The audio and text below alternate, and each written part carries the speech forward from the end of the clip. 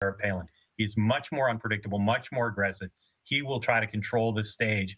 And I think Joe Biden's going to have to decide how he plays off of that. Does he try to ignore it as some of his advisors would like, or does he engage? I don't think people recognize just how limited Joe Biden's political abilities are. He is not a talented politician. You mentioned 0 for 2. Pardon me? He's 0 for 2 as a presidential candidate. So 0 for 2. And let's face it. Hold on. Let's face it, Betsy, give me.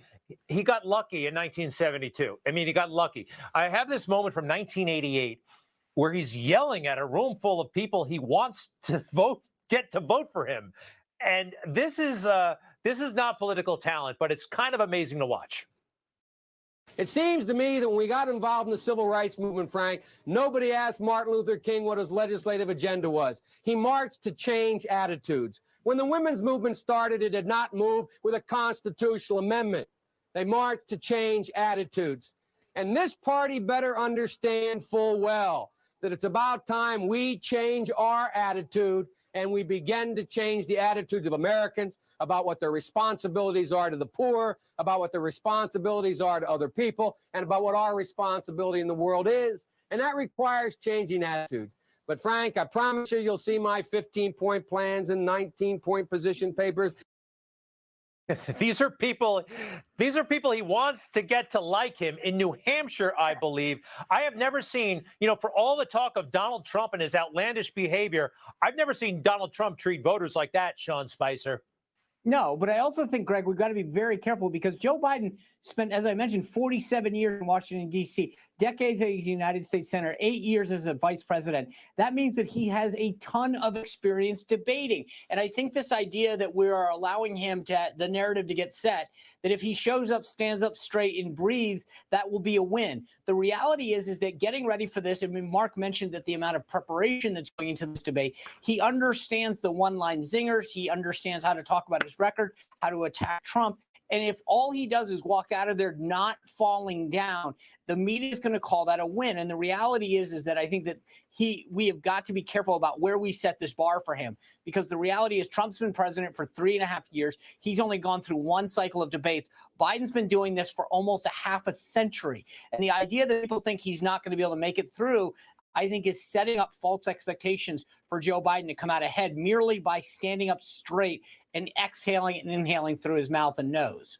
Well, look, you're talking about the expectations game, and that's the political, professional, pundit game. I do think the people are coming at this a little bit differently, but you're right, Sean. No matter what he does, Joe Biden will be declared the winner. Do we all agree with that by the mainstream press? Mark? The media will say that. But the fact is, one moment, Betsy, let's Mark, you first, and then Betsy, I promise. Joe Biden's playing a home game, but sometimes the home team loses. Oh, I like that very much. Betsy? I like that. I was going to point out that President Trump has very wisely lowered expectations for Joe Biden in recent days, even saying several times he expects Biden to win this debate. That's smart. Look, he said that like twice at some rally. I mean, he's been basically saying for about 2 years that Biden doesn't know where he is. And by the way, I think he's largely right when he says that. Right, Sean? Yeah.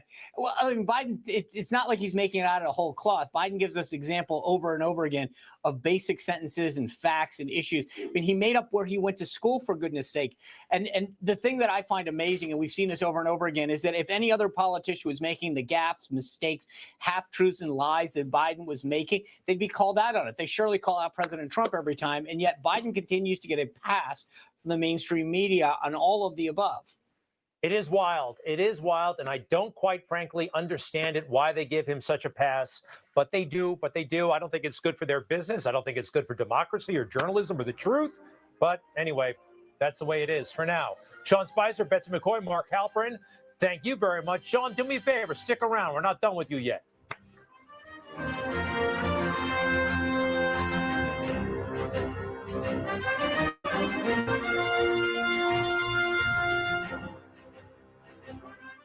Newsmax, you like Newsmax? I like it too. Watch Newsmax TV, America's fastest growing channel. Newsmax, you like Newsmax? I like it too. Download the Newsmax app from your smartphone. Watch Newsmax TV anywhere for free. Time for new reading glasses? Go to readers.com. Choose from hundreds of styles and colors for under $20. And now enter this exclusive TV coupon code at checkout to save up to 40%. That's readers.com. I'm Greg. I'm 16 substitute teaching. I honestly feel that that's my calling, to give back to younger people. I think most adults will start realizing that they don't recall things as quickly as they used to, or they don't remember things as vividly as they once did. I've been taking Prevagen for about 3 years now. People say to me periodically, man, you got a memory like an elephant. It's really, really helped me tremendously. Prevagen, healthier brain, better life. Listen up, patriots. Introducing MAGA CBD, a revolutionary CBD product that's safe for work because there's zero THC. And best of all, it's made right here in the US of A. MAGA CBD features our patented NASA 3D stem cell and CBD03 technology, all in a lipid infusion that gets more CBD into your body. Those three things make it the best CBD on the market. Hello, everyone. How are you doing? Welcome to the live stream tailgate. You'll see that I'm at a different location today, but I'm making it work. I got a pretty fast connection here, and if you guys can hear me, just or any problems, comment in the section if it's off, because I'm switching things over. I'm not sure if this is going to be the actual stream we go with. I hope it is, because I like Newsmax.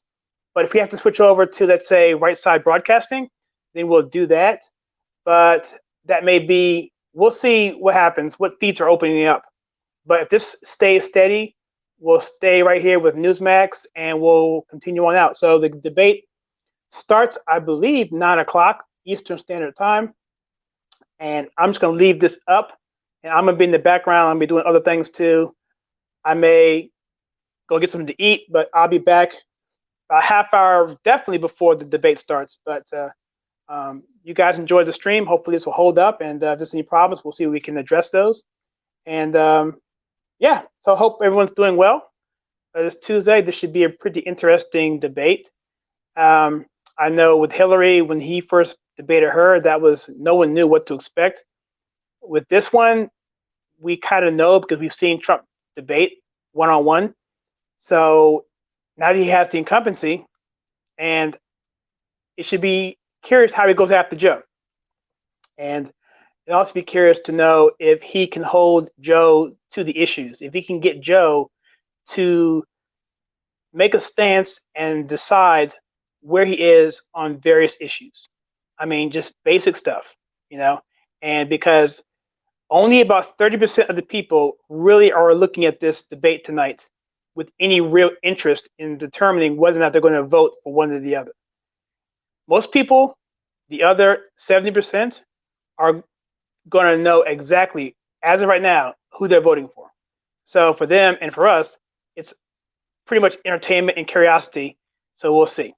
But for that, for those 30% that Joe Biden and Donald Trump are trying to impress upon, that's where it's going to be. And so those can be your independent voters, and those are going to be the ones that they're going to have to swing over.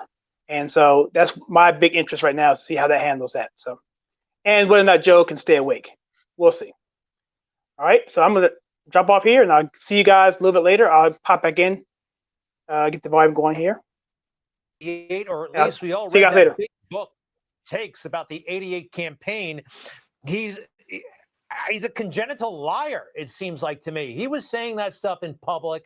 Everything he just said, moot court, 3 degrees, upper half of his class, all of that's wrong. All of that's incorrect.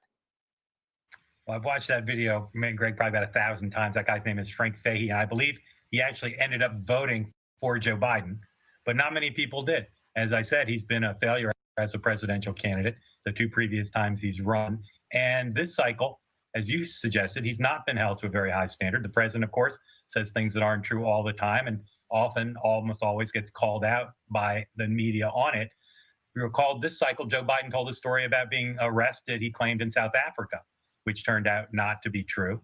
And yet that just goes by. Will that come up tonight? It could, because I think, Chris, that's the kind of thing that Chris Wallace may well focus on. And I think, finally, I don't think the press has done Joe Biden any favors by going soft on him, because I don't think he'll be ready tonight for hard questions, either from Chris or from the president. Yeah, great point. And but I will say this, and Sean, you know, they have those tallies. So the president lied 20,000 times. If you look at that list and what they call him out on, a lot of it is typical political hyperbole. I heard one time he said, you know, we got 1,000 hamburgers here. And they were like, no, it was only 100. And they call that a lie. I mean, they are so unfair when they take out their pad and they add up those so-called lies. Well, it's not just that, but they'll say stuff. I remember at one point Mike Pence said something like, this is the largest number of Americans that have ever been employed. And they fact-checked him and said, well, it's true that that number is true. It's out of context because it doesn't relate to the proportion of people living in the United States. So it's not just facts. They talk about context and opinion. So they'll say, well, he should have given more, you know, more context to what he was saying. Second of all, I think to your point, they have no problem counting up every time that Donald Trump has misspoken, used hyperbole, et cetera, et cetera. But I mean, Joe Biden's record of plagiarism and lying and downright falsehoods goes back decades, and yet no one's even kept track of it, counted it, or even brought it up because they are so embedded in seeing him win that they don't want to even discuss it as an issue. If you're going to talk about people lying, look, we just saw a clip there. He talked about how he went to law school. He didn't get a full academic. Where he went to law school, the place he was in his class. Every time he talks about his own background, he's lied about it. He's lied about his position on issues, and yet it never, ever comes up. You know, he said something during the debate in 2016 that I wish he followed through on. He didn't. And I think he could say something like what he said back then tonight. And here's what I'm talking about. Watch. I think the one that you should really be apologizing for, and the thing that you should be apologizing for, are the 33,000 emails that you deleted and that you acid washed. And then the 2 boxes of emails and other things last week that were taken from an office and are now missing. And I'll tell you what, I didn't think I'd say this, but I'm going to say it. And I hate to say it, but if I win, I am going to instruct my Attorney General to get a special prosecutor to look into your situation. If he had done that, the first 2 years of his administration would have been totally different. I think it was within his purview to do so. Mark Halperin, it would have kind of the best defense is a good offense. And I don't think there would have been a Mueller probe had he tried something like that. And I think he could actually whip out that same line tonight. Well, I won't say the president has been reluctant to use the Justice Department when he thought it would help him politically. So he passed on that one. You bring up, though, Hillary Clinton. Let me make a point about that, which I think is true of the president. The president loved going against Hillary Clinton. He had a fingertip feel for what people didn't like about her and how to stoke that and exploit that. I don't think he's got that same feeling about Joe Biden. I think he's been disappointed at the crowd reaction when he mentions the former vice president. And I think that's a challenge for him tonight to show people the kind of aggressiveness, the kind of contrast that he felt so comfortable making, so energized making 4 years ago.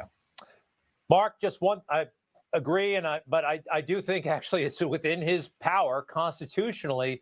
You know, the swamp has set up this system like, oh, you can't tell the Justice Department what to do. Who do you think you are? You know, he's the president, and the Constitution is set up that way. But the swamp seems to have redefined the roles. Gentlemen, so appreciated talking to you guys tonight. All right, let's do this more often. Mark Halperin and Sean Spicer, the best. Thanks so much. Okay. Thanks, Greg. Thanks, Greg. You bet. You bet. All right. Coming up, we'll have a couple of non-debate items, which are good, including news from the breakfast world. Cream of wheat. Did you hear about this? Oh, later tonight at 8:30, we will have a fantastic debate special hosted by my new friend, Rob Schmidt, who's one of our anchors now. He's terrific. And you'll see more of Sean and Mark. Also, Heather Nauert, formerly of the State Department and Fox News, Senator Marsha Blackburn, Senator Rick Scott, Dick Morris, Alan Dershowitz, Trish Regan. This is going to be awesome. And the president's pollster, John McLaughlin. See you later.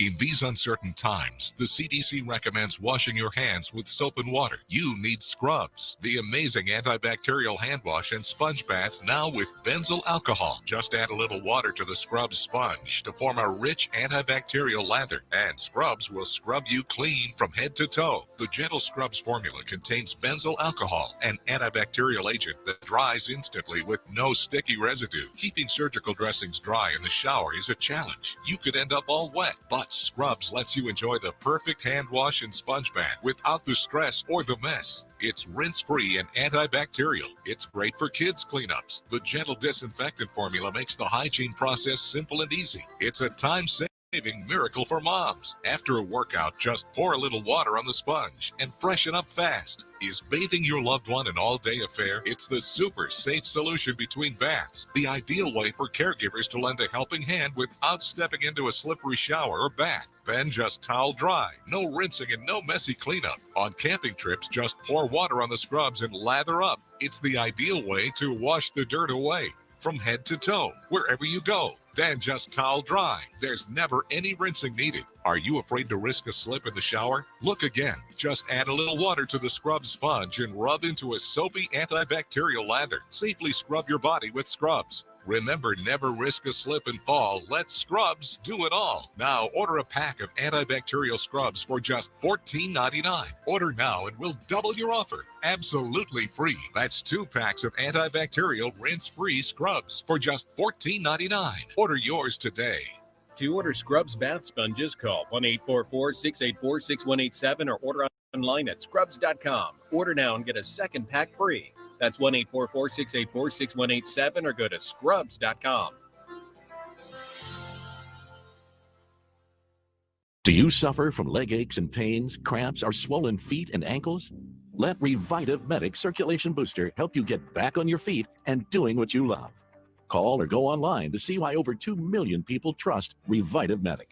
FDA cleared, Revitive uses the same drug-free technology physical therapists use to improve blood flow, relieve pain, and reduce swelling. Revitive is also FDA cleared for people with arthritis or medical conditions causing poor leg circulation. I tried everything to get rid of my pain, and nothing has worked like Revitive. It's virtually given us back our lives, and I am so grateful for that. Revitive is the one and only circulation booster clinically proven to increase oxygen-rich blood flow. Wow, you can really feel it. Patented waveforms stimulate the nerve endings in your feet to get your leg muscles contracting. This boosts your circulation to relieve painful legs and feet and reduce cramps or swelling. Think of the money you'll save in prescriptions. Get back on your feet again today. Call or go online now to order your Revitive Medic. Risk-free with our 60-day money-back guarantee and free shipping. We'll also send you our targeted pain relief body pads, plus great accessories worth $50 free. Imagine taking long walks again or having the second dance. My granddaughter asked me to dance with her. I danced 2 long dances with her, and I would never have been able to do that without Revitive. Get your life back from leg aches and pains and swell. Call 1-800-467-1256 or go to tryrevitive.com now for your Revitive Medic. There's no risk with our 60-day money-back guarantee and free shipping. Call 1-800-467-1256 or tryrevitive.com. All I can say is that the fake news just doesn't get it, do they? They don't get it. We got to reelect this guy. I mean, look, I like the policies. I like all that stuff, but I also like the style. I know it infuriates some people, even people who like the policies. They don't like the tweeting. They don't like this. They don't like that. Let me tell you something. This is the way it's going to be. And a lot of presidents wish they could have been like this when they were president, like Bill Clinton. So Bill Clinton was hugely frustrated early in his presidency because he felt like the White House was a prison. He couldn't leave. That's why he had people visit him. But he had a really hard time getting his word out. You know, have a press conference and you'd have to wait for the evening news for it to appear. Nobody was watching CNN really in those days. Here he is venting. This is very interesting. Rush Limbaugh was an is one of the biggest forces in media. And Bill Clinton seemed almost jealous of Rush Limbaugh's reach back in 1994. After I get off the radio today with you, Rush Limbaugh will have 3 hours to say whatever he wants. Would you like? And I won't have any opportunity to respond. And there's no truth detector. You won't get on afterward and say what was true and what wasn't. Would you like? So all I'm telling you is, I'm going to be far more aggressive because the American people are entitled to know what's going on good in this country. You know, he was kind of right. I mean, he did not have the opportunity to fight back. And that's where Twitter comes in for Donald Trump. He's the first president really using it. Of course, it didn't exist back then. Donald Trump says it's better than owning a newspaper. And talk about not having to go through the filter of the media. It works for him. I know sometimes the tweets are a bit much, but no, it's a plus. It is a plus. All right, one more time on this Joe Biden comment that you will not see in the mainstream media, but a horrendously offensive statements he made to United States service members of the military. Look what he said. Well, I agree to Johnson to the academy. I just want you to know that. Let's clap for that.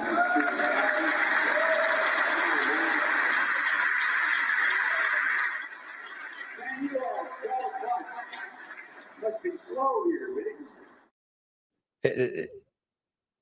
It gets worse after the stupid bat.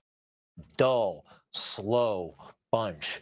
Nobody talks about Joe's arrogance, which is so obvious. Became a senator at the age of 29, walks around like a big shot in a little state like Delaware. You can see how it could go to his head. It definitely did.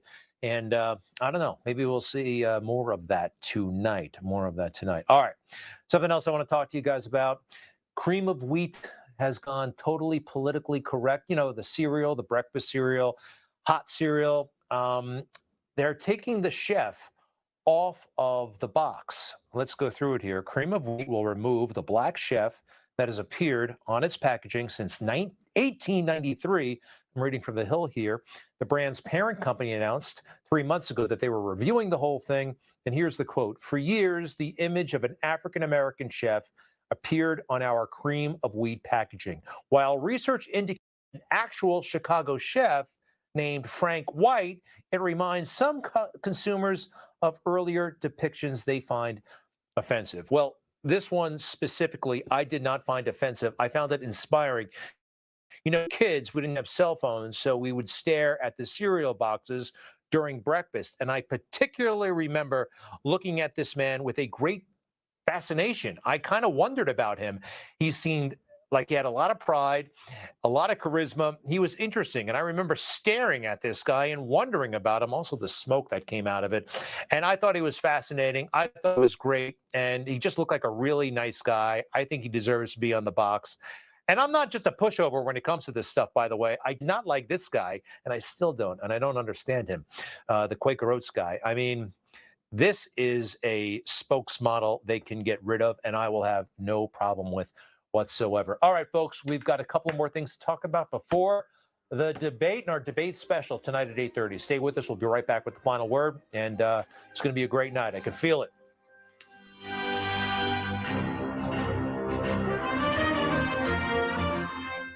It is so embarrassing. If you've had it with the old news And the same spent well, then Spicer and Company's your place. for the inside story. And for the facts that you need to know.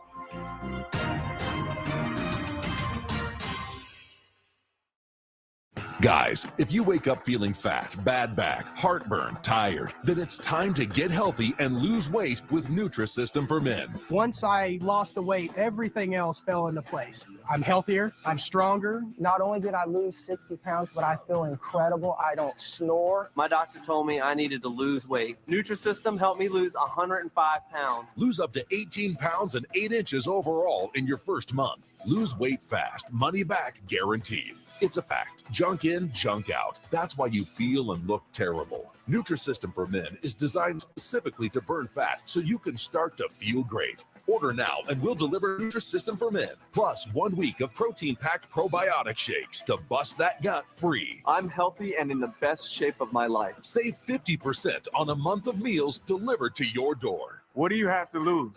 46FIT1 to save 50% plus get probiotic shakes free. Rising energy costs are frustrating. Electricity rates continue to increase, and there's no relief in sight. It's also smart to prepare for power outages that can leave you in the dark. You need a solution that will help you save money, prepare for power outages, and help the environment. Introducing the Generac Power Cell, a battery storage system that harnesses the power from the sun to help reduce your electric bill. With the battery storage solution, we're saving about $450 a month. PowerCell's revolutionary technology captures and stores electricity either from solar panels or the electrical grid. It allows you to use stored energy during peak demand times when electricity costs are high, which helps reduce your electric bill, saving you money. And when a power outage occurs, PowerCell is ready to supply backup power to your home. PowerCell's modular design allows for easy customization for any home or budget. And PowerCell is backed with a 10-year limited warranty. It was a simple installation, very neatly installed. It was done very quickly and efficiently. Since installing our power system, we've been experiencing a savings of $1,500 a year. Generac has been a trusted provider of backup power solutions since 1959 and provides 24/7 customer support. The battery storage solution in combination with the solar has been one of the best investments we've ever made. Special financing is available with low monthly payment options. You will likely qualify for tax credits and energy rebates, which could save you up to 30%, adding to the savings you'll enjoy over time with PowerCell. Call now to schedule a free in-home assessment. The call is free, the assessment is free, and there's no obligation to buy. Act now to receive PowerView, Generac's home energy monitoring system, a $300 value. With PowerView, easily keep tabs on your energy consumption, monitor your battery usage, and track your savings. Don't wait. Call or go online now. PowerCell, savings powered by the sun. Sopo offers crazy convenience in the world's first innovative and patented hands-free, stick-on, peel-off, eco-friendly dispenser for shampoo and conditioner. Stick one to your wall and you'll never want to use those bulky bottles in your shower again. The unique one-way valve won't drip. Just gently push on the pouch and the perfect amount comes out. The most natural ingredients are used in all Sopo products. You're not 100% satisfied? I'll give you your money back. Experience our hands-free convenient dispensers today. Strong leadership and free markets had America winning at every turn. Then the virus hit.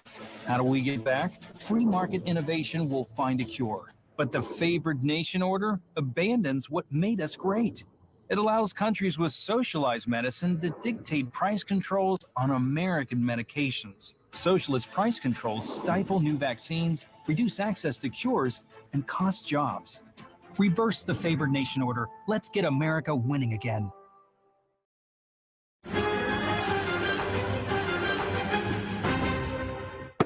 Okay, both candidates are on the ground in Cleveland. Here's the president arriving with the First Lady, Melania, about 2 hours ago for the great big fight tonight, debate tonight. Who knows? Could be a fight. All right, there they are. Let's take a look inside the debate hall. Here they are prepping, getting ready, and let's take that full if you don't mind. I'd like to take a closer look. It almost looks like it's outdoors there for a moment, but it's not. I hear there are going to be about 100 people inside. You know, it's almost like a debate in a box. It looks like it doesn't matter what city it's in.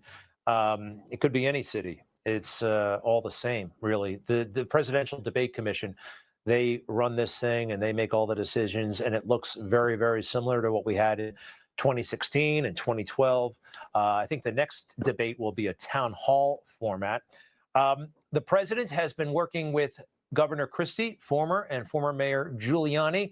Those have been his sparring partners, playing the role of Joe Biden. I understand that Vice President Biden has been using a lawyer by the name of Bob Bauer.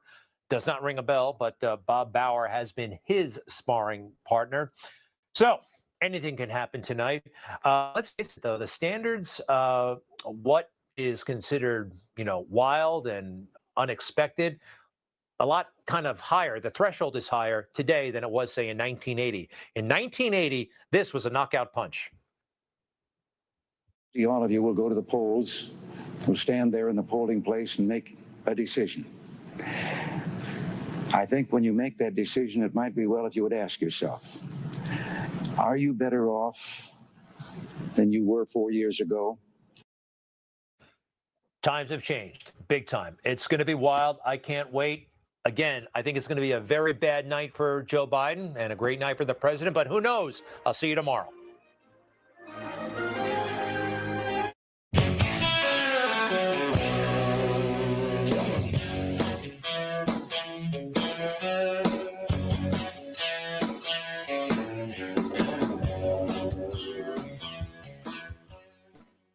Well, good evening, everyone. Tonight is a big night as we move one day closer to November 3rd. And tonight we kick off the first of 3 scheduled presidential debates that many people believed would have never happened. But it is, at least we hope so. In fact, there are still betting odds out there at 30-1 that Joe Biden cancels at the last minute.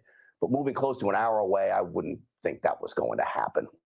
Starting just 30 minutes, though, we kick off our special debate preview show right here on Newsmax. But before that, we have a packed show for you here on Stinchfield. And because we like to break news, right, I will give you an early heads up.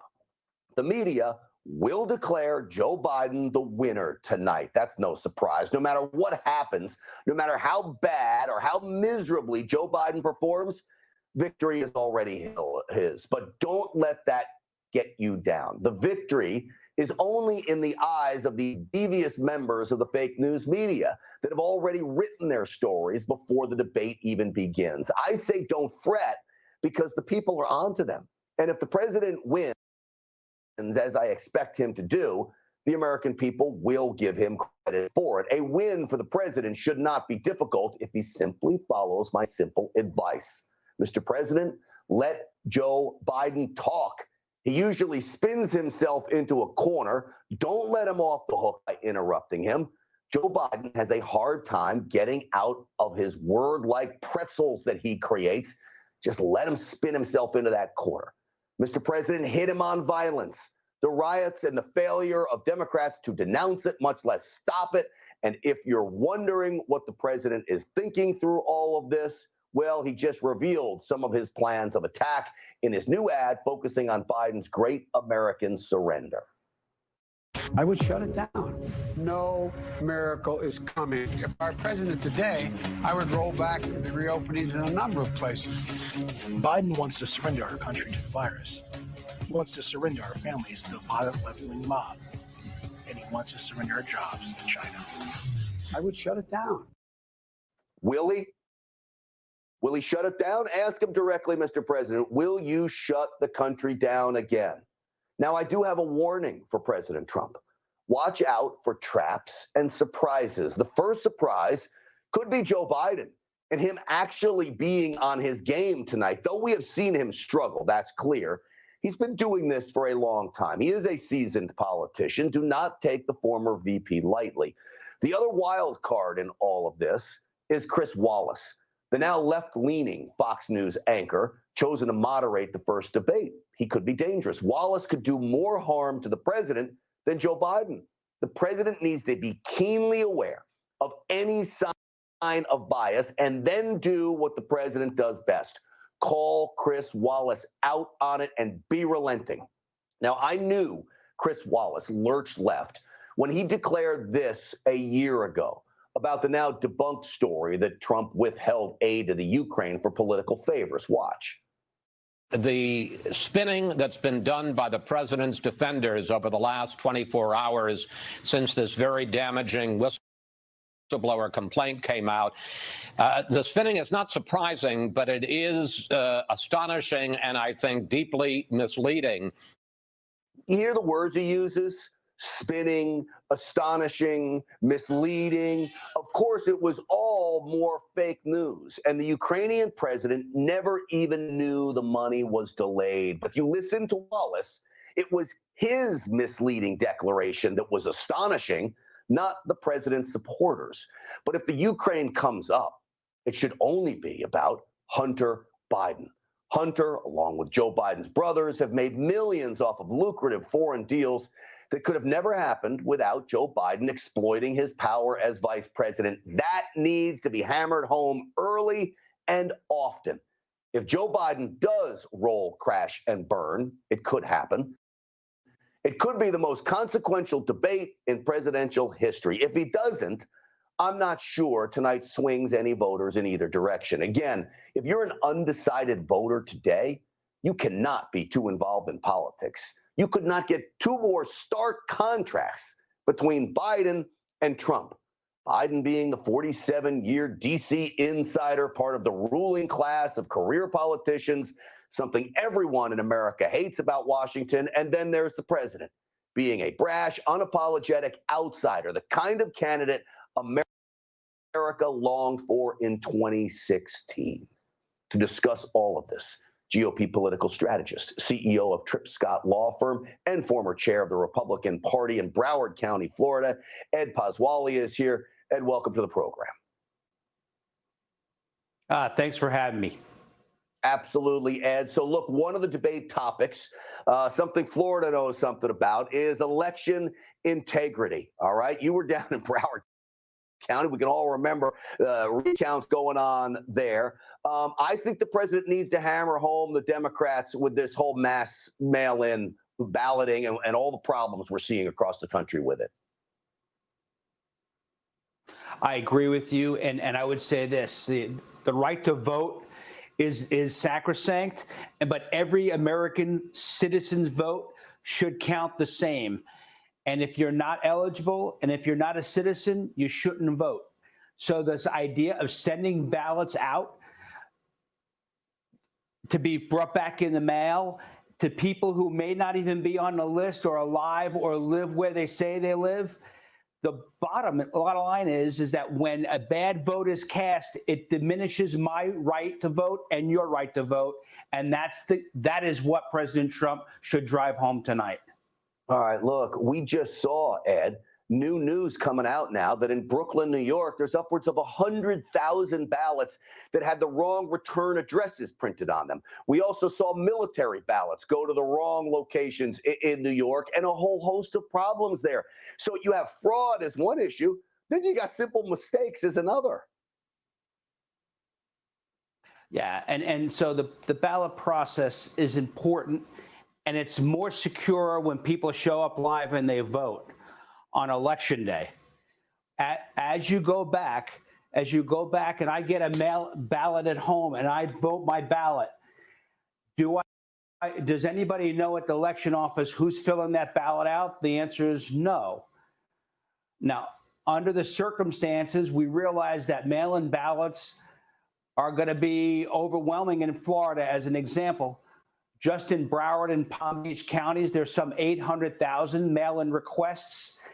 And in Florida so far, to date, 26,000 votes have been cast by mail-in ballot already.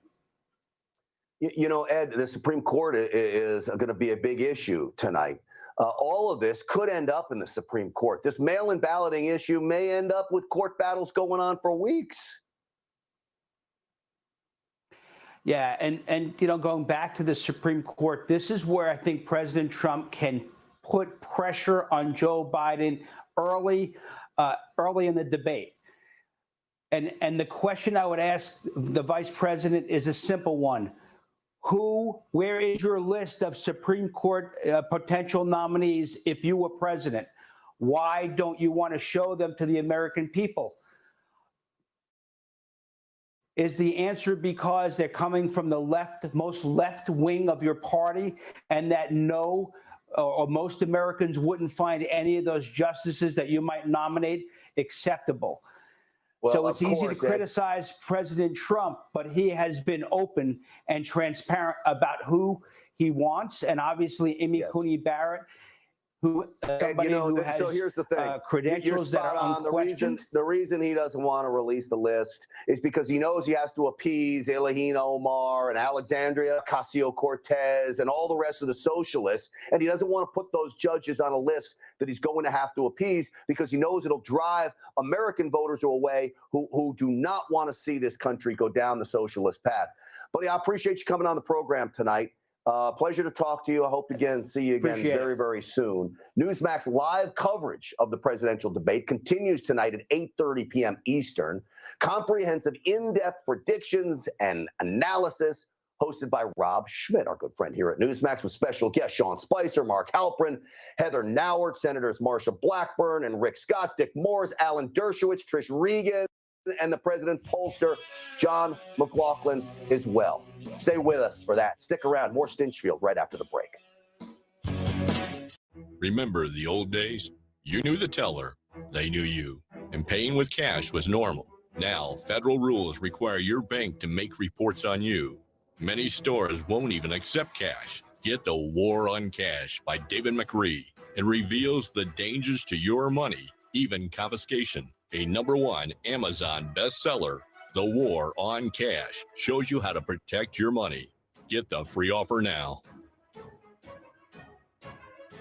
Is there a power struggle in your home? Now there's Spin Power, the ultimate smart charging station. Brought to you by Bell & Howell. Bell & Howell Spin Power lets you conveniently charge all of your electronics. And with our rapid smart charging technology, devices are charged in a flash. Our smart control ports detect your connected devices for rapid optimal charging. Spin Power smart charging station is also a surge protector with 4 outlets and 6 smart USB ports. Spin Power by Bell & Howell has a sleek and convenient 40-inch extendable cord. Rapidly charge up to 10 devices at the same time, anywhere in your home. Call or go online to get your Spin Power by Bell & Howell for the low price of just 2 easy payments of $14.99.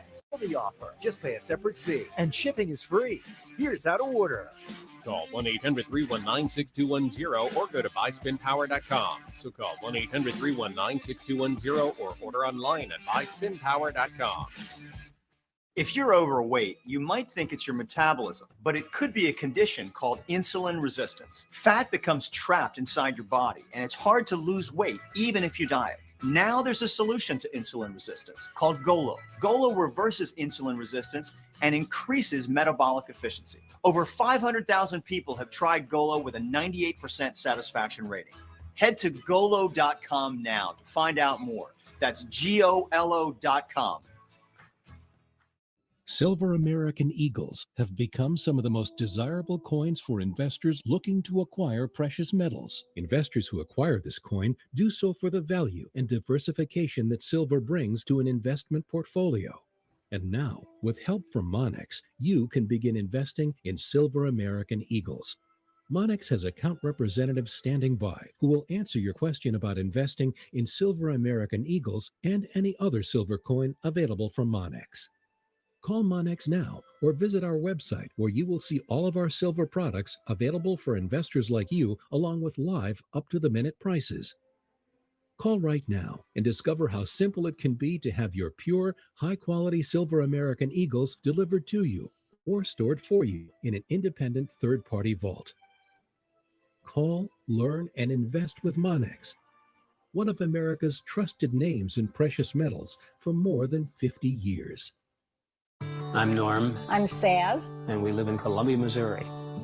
We do consulting, but we also write. We take care of ourselves constantly. It's important. We walk 3 to 5 times a week, a couple miles at a time. We've both been taking Prevagen for a little more than 11 years now. After about 30 days of taking it, we noticed clarity that we didn't notice before. It's still helping me. I still notice. Hello, everybody. How y'all doing? I hope you can hear me. You should be able to hear me. Oh, never mind. They're talking again. Sorry. I'll be back. Today, that our news was coming out that Joe Biden should be drug tested either before or after the debate. And the second request was we have an independent third party inspect Joe Biden's ears for listening devices before the debate. Now, all of this is hilarious, really. Of course, the president agreed to all of those conditions. Well, it is classic presidential troll. The Biden campaign declined to have its ears inspected and be drug tested. Yeah, that's why. The president has pointed out that the former VP is so gaffed, he suspects that he needs to cheat in order to win. This is all part of the debate strategy, by the way, just as the president has played down his debate preparation, which I'm sure was actually more intense than he leads on. And it turns out Biden had made some requests too. He said he wanted 30-minute breaks, a break every 30 minutes when the debate committee had already said the debate would go straight through for 90 minutes. And he wants a chair. Now, this is how feeble Joe Biden is. He can't stand for 90 minutes, and he needs a pair of Depends. I hope they hold it. I really do, to help break all of this down and what we can expect from the president and Joe Biden. Please welcome the executive director of the National Diversity Coalition, our friend Bruce Lavelle, to the program. Bruce, great to have you back on. Thanks for having me this evening. I'm excited. I come on with you, man. I know. All joking aside, though, this is like a NASCAR race. I think people will have their eyes on Joe Biden, just waiting for him to roll crash and go through all of this. Yeah, Grant, hashtag DNC elder abuse. I said that right here, and this is sad. They're gonna put this is putting this lamb out to the slaughter. And so be it. But I do have some great intel, though. I know for a fact, close inside information, the president is ready. I mean, he is absolutely early this morning while Joe is still asleep. So it's going to be interesting. Look, the president is good at getting his message across, and I think he downplayed how much preparation he actually did for this debate. I'm confident, Bruce. Am I right that he's well prepared? What do you think he's going to go after? Where the questions go? I know the president's going to turn it Most of our family to go. Correct? She had 8 kids, so she had a kid. It's very easy for him to start off with his record. Running in the world, even in the pandemic situation we're going, it's still number one and climbing really fast pace out of this craziness, Grant.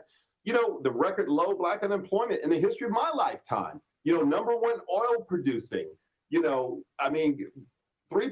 on an interest rate to buy a home. First-time homeowners for Black Americans on the uprise in the last 3 years. Uptick in Black businesses being grown in his administration. Record number in cutting regulations, Grant. The list goes on. It'll take him 90 minutes just to finish his accomplishments, Grant, before they get to the debate. What's interesting, Bruce, is the unemployment rate right now is lower than it was at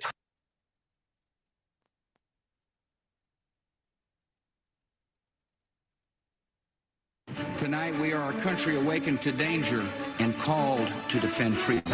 Mr. Gorbachev, tear down this wall. One day live in a nation where they will not be judged by the color of their skin, but by the content of their character.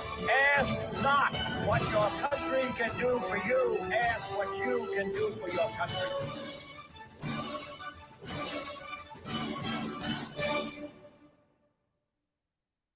For your home and the field, to protect and provide.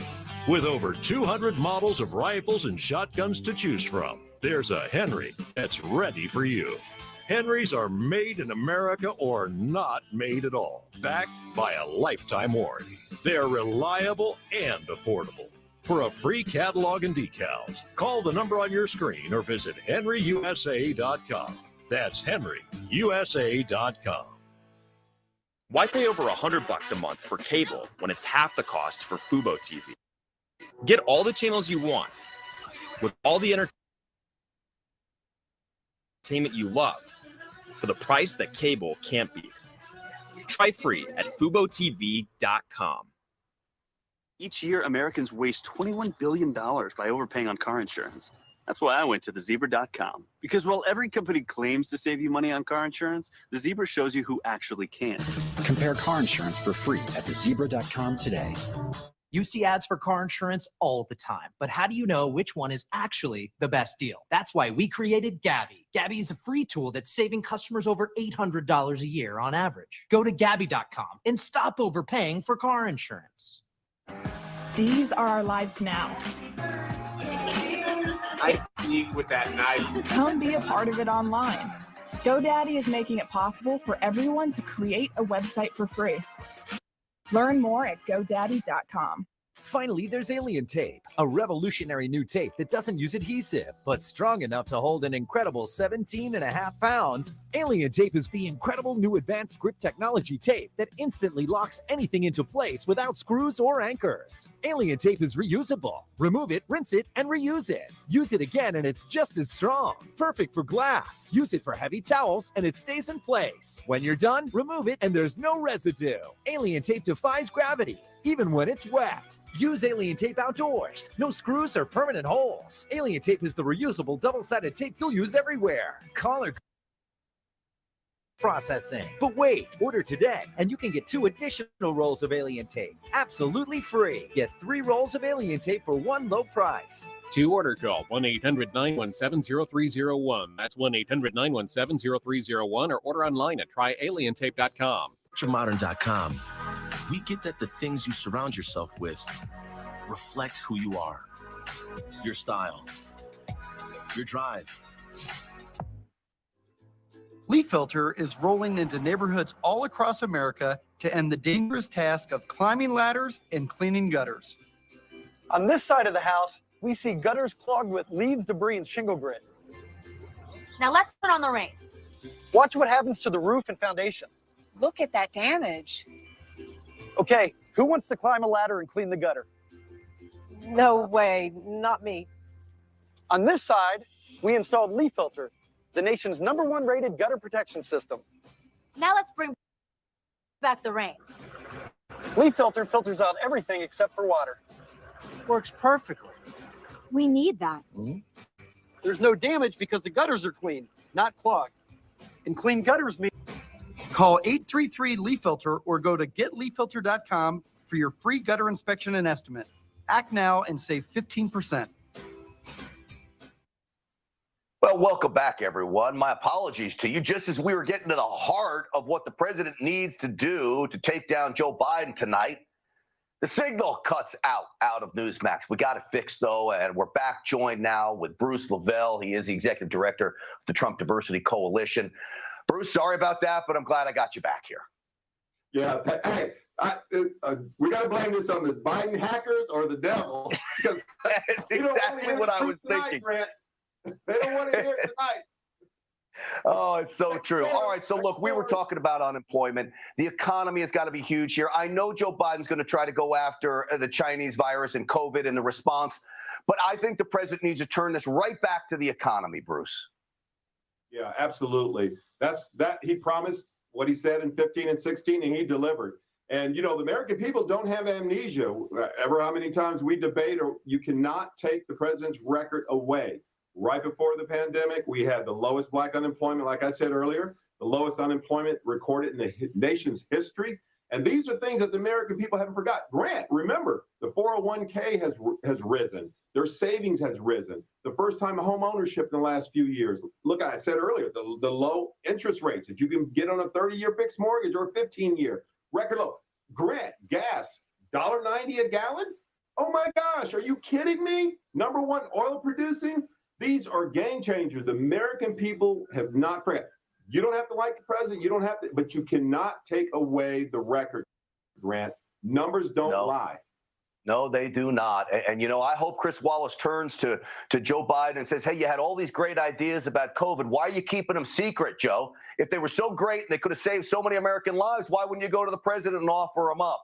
The bottom line is he didn't have any different ideas, and the president had all he wants to do was shut the economy down when the president wants to get it back opened across this country. Bruce Lavelle, I appreciate you. Got to come back so we can make up some of that time, buddy, because I don't like losing time with you. I appreciate it, Grant. Thanks for having me. All right. Thank you, my man.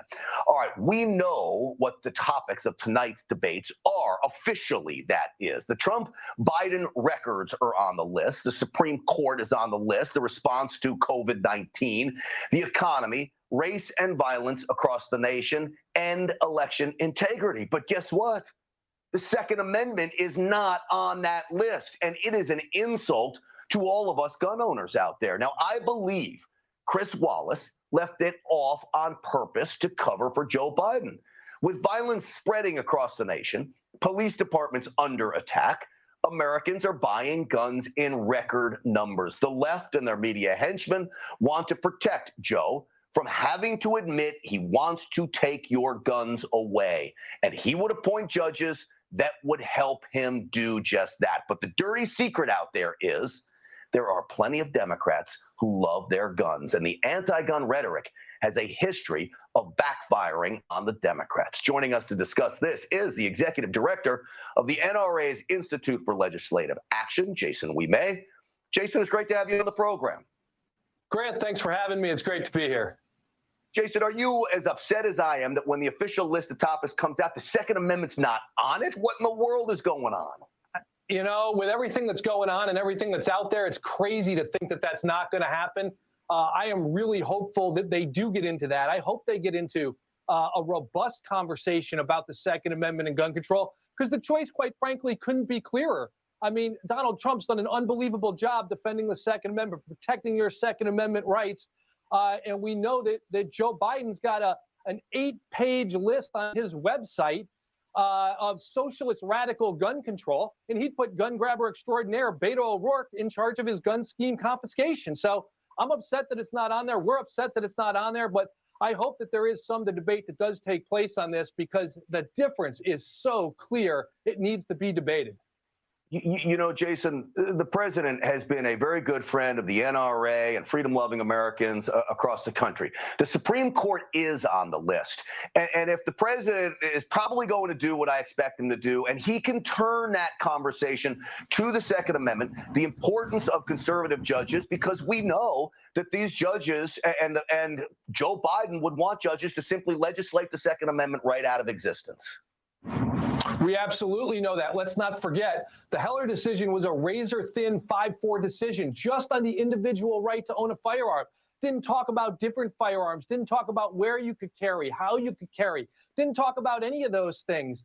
And Biden and Kamala Harris have made it really clear they don't support an individual right. They believe it's a collective right, a government right. We watched the Supreme Court recently turn down, I can't believe it, 11 cases. They failed to grant cert on even one of 11 different Second Amendment cases that are out there. So like you, we are hopeful. We are excited that this new court will take action and hear some of those Second Amendment cases when they come before them. And I'm excited to hear Donald Trump hopefully turn a little bit of that Supreme Court debate this evening into that space. Jason, you know, this is why this next Supreme Court justice is so important, because I actually believe Clarence Thomas, Gorsuch, Kavanaugh maybe turned down taking some of these cases because they were so afraid of what Roberts might do here when it comes to the Second Amendment. And if we lost one of those all-important cases, we could really lose the fundamentals of the Second Amendment. Now, with a 6-3, even with Roberts, if he were to go the other direction, we would now finally decide Second Amendment cases even outside of the home, which is a huge issue, correct? Couldn't agree with you more. We are so excited for that opportunity to come forth. So yeah, again, we couldn't agree with you more, and we're looking forward to that. All right, so Jason, they want to take the California model. They want to march it straight across the country. You know, as I've said, what happens in California doesn't stay in California when it comes to gun laws. Well, that's exactly right, which is why this election is so important. Look, we saw a lot of polls in 2016 where Hillary Clinton was up double digits in states like Minnesota, Pennsylvania, Wisconsin, places like that. Trump ended up winning every one of those states minus Minnesota. So we're seeing polls now in single digits in some of those areas. It means this is a close election. It means if you don't want California-style gun control everywhere, you need to get out. You need to vote. You need to vote Trump-Pence. If you're a Second Amendment supporter and support your God-given right of self-defense, you need to go out and vote Trump-Pence and support the NRA, because we're going to continue to support Trump-Pence in this election. Well, you know, big congratulations to the NRA. I've been watching this very, very closely. Record donations coming into the NRA. Membership is increasing. All the while, the left wants to somehow think that the NRA is down and out. As a longtime member, we're far from down and out. Jason, last word, about 20 sequends. We are far from down and out. To your point, we had a great August, $1.7 million raised in our PAC. 80% of those contributions were from people who gave less than $200, making our average contribution $50. That is a far cry from what you see in the gun control groups that are funded by one billionaire and Michael Bloomberg, or a handful of billionaires. This is what makes the NRA truly the grassroots army and the organization that we are. And that's why we are as strong as we are.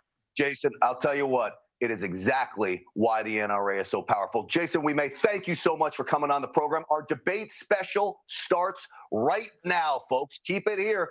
30 minutes away, the big night, Trump and Biden. Thanks for watching. See you here tomorrow.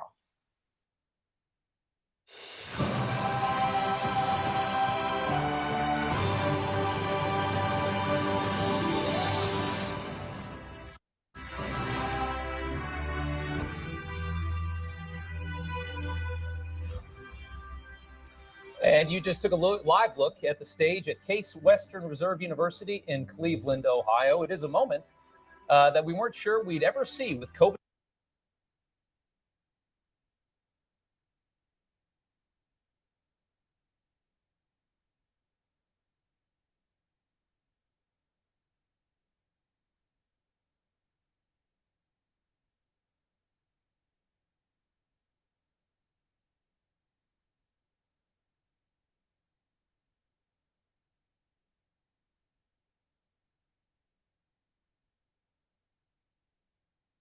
Spicer, host of Spicer and Company and former White House press secretary under President Trump. Also tonight we have Mark Halper, a famed political analyst with us, Heather Nauer, former State Department spokesperson and longtime television news anchor, and at the big one we have our own Emma Rexberg, who is the host of National Report right here on Newsmax. We're going to get all of your thoughts here in just a few moments, and there's going to be a lot of those thoughts. First, we're going to check in with White House correspondent Emerald Robinson, who is live in Washington tonight. And what a big night. It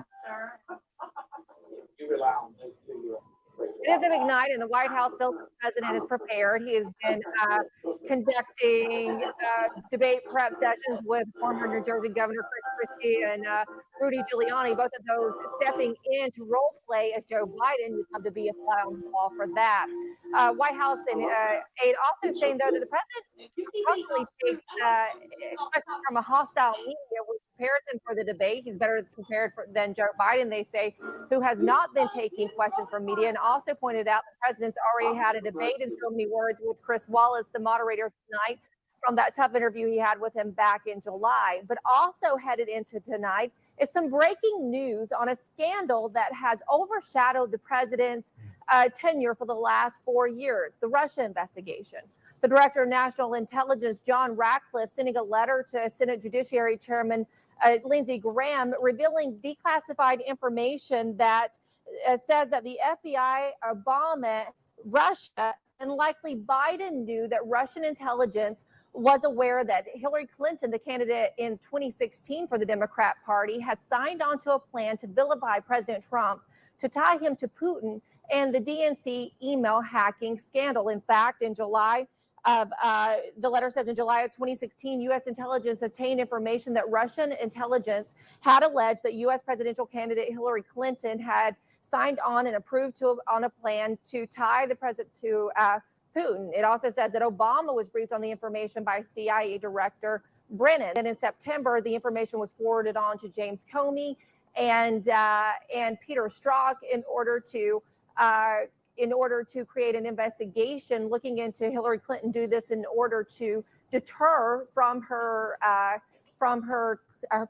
email scandal. Now, of course, we saw Hillary Clinton hit the president very hard on that in the debate in 2016. So this all comes full circle, Rob, tonight as the president heads into this debate with Joe Biden. The question is, did Joe Biden know about this as well?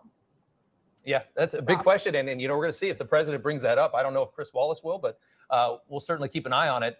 Thank you so much, Emerald. We're going to check back in with you in just a few minutes. Yeah. Let's widen this out, though, here, guys, as we come back to the table. We're going to start with Sean, taking a broader picture of what to expect tonight. What are you looking for? I think the tone and tenor is going to be important. Does the president focus on his record of accomplishments and Joe Biden's lack of record of accomplishments, or does he try to make this personal? Does he go after Hunter Biden? Does he go after Joe Biden's ties to China and other things that he's done and try to paint him in a negative light? Or does he focus on what he's been able to accomplish and paint that contrast, the way that he did in 2016, saying, here's what I'll do versus what Hillary Clinton will do? If he goes down the path of personal attacks, I think it's going to be a very different debate than if it's a question of substance and record. Mark, we were talking earlier, you said these two candidates couldn't be any different. Talk about that. You think about these two guys, Rob. Joe Biden started running for president over 30 years ago.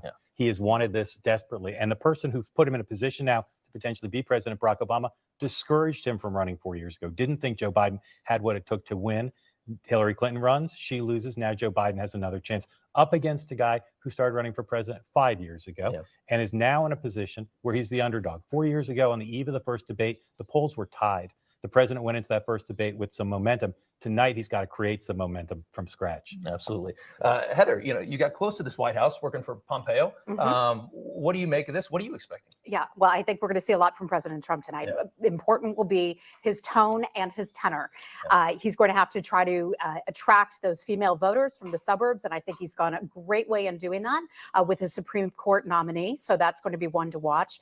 And will he be able to explain the Russia hoax in a new way, in a fresh new way, now that we have this new information confirming that that FBI investigation was based in part on information that came from someone who was under investigation at some point for counterintelligence, for working for the Russians.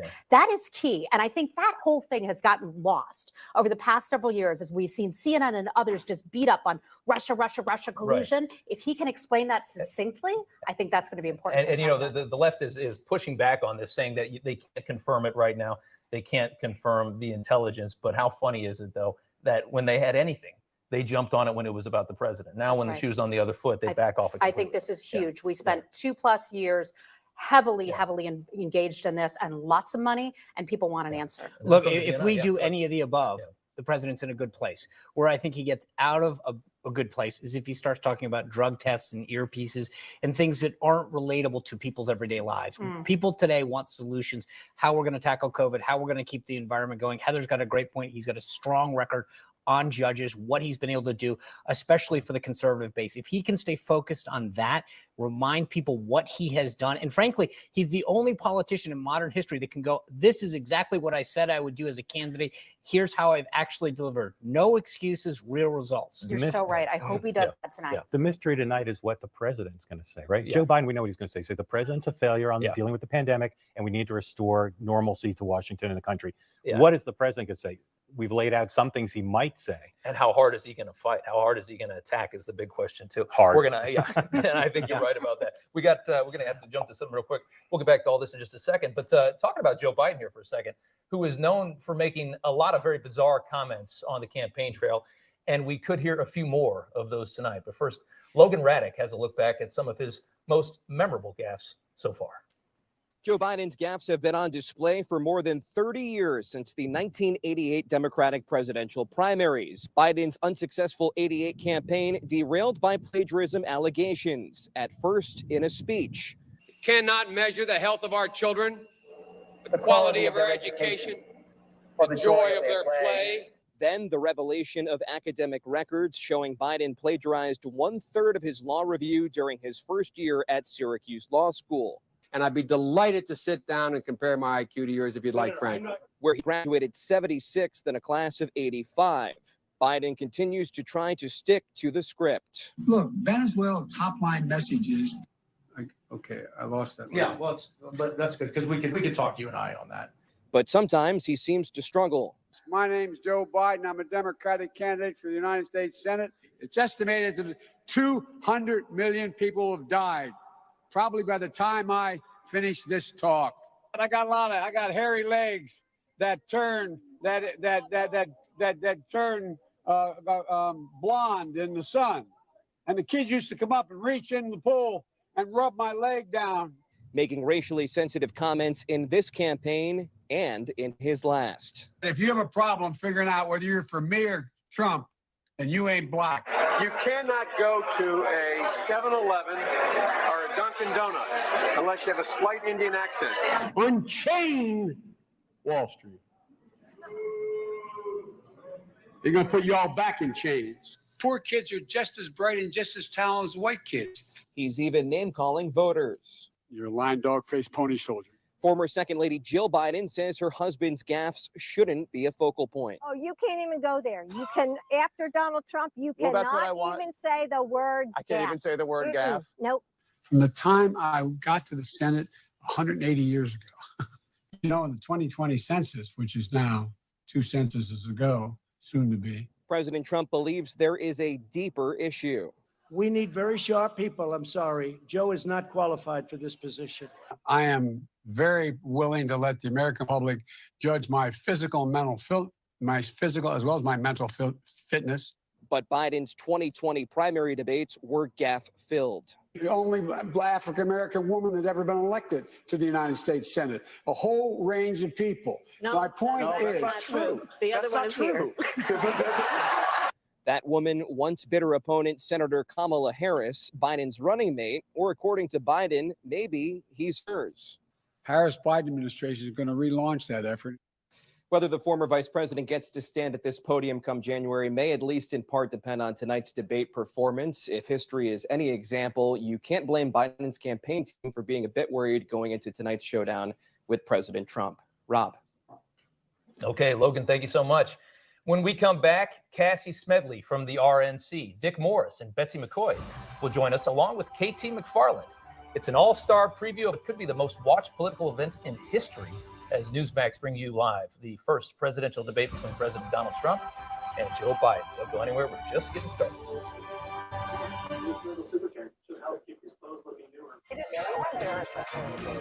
If you've had it with the old news and the same spin, well, then Spicer and Company's your place. for the inside story. And for the facts that you need to know.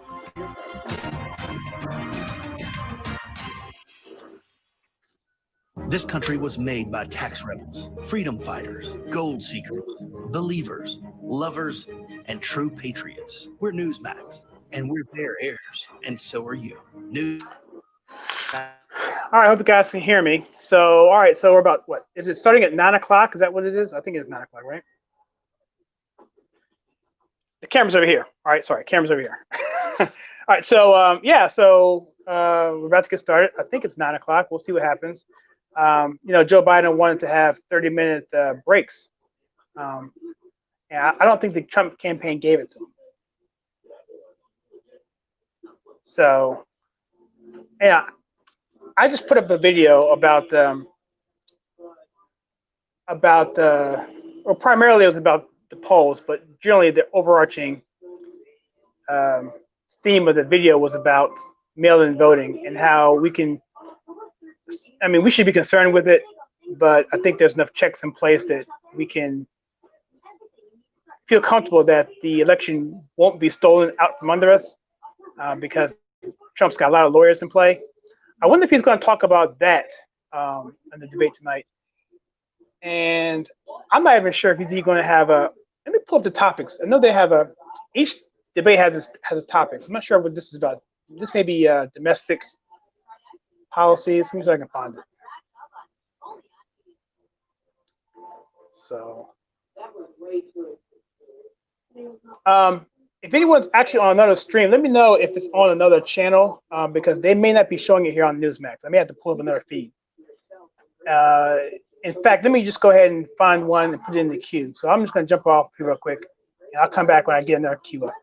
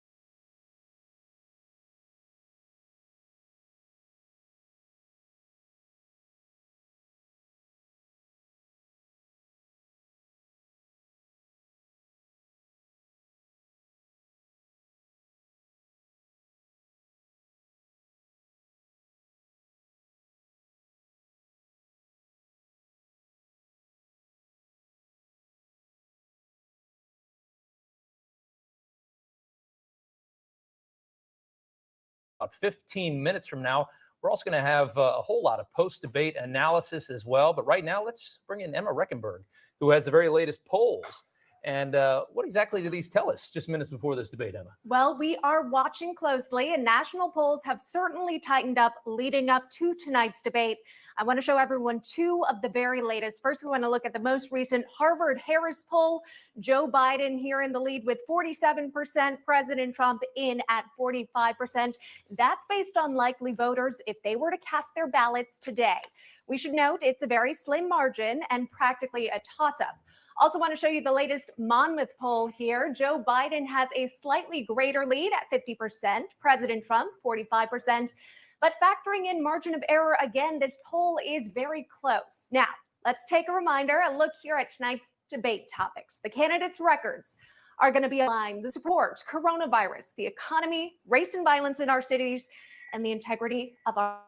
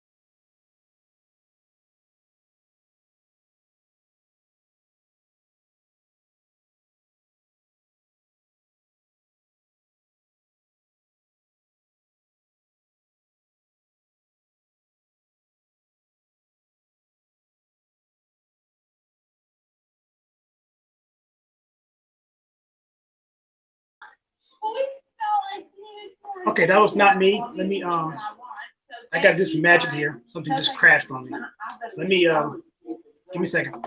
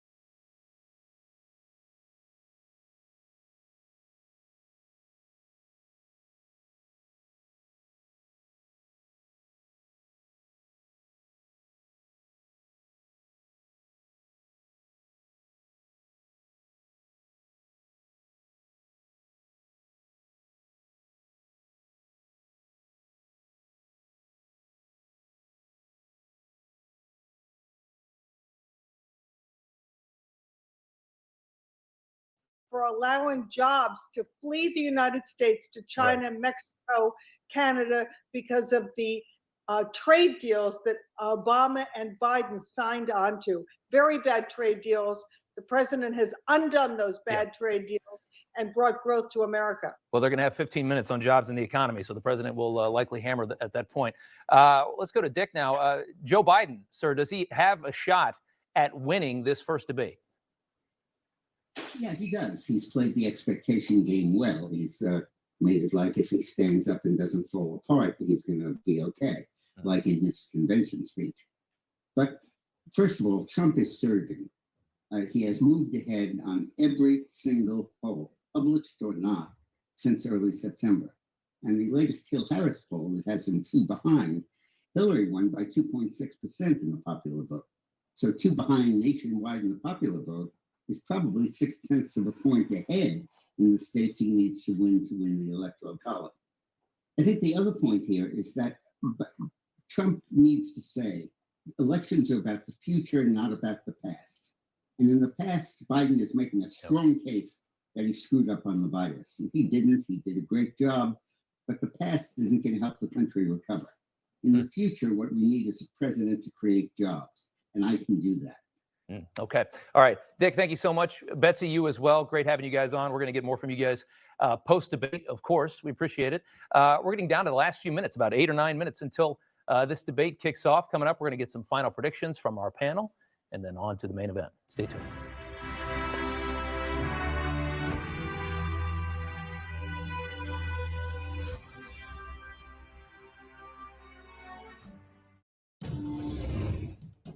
The 2020 election is fast approaching, and Newsmax, one of America's leading news outlets, is conducting a national poll. We're asking, if the election were held today, who would you vote for, President Trump or Joe Biden? Polls show the race is neck and neck, some claiming President Trump is slightly behind. Newsmax wants to know your opinion. It just takes a minute to vote. Just text us and register your vote now. Let America hear your voice.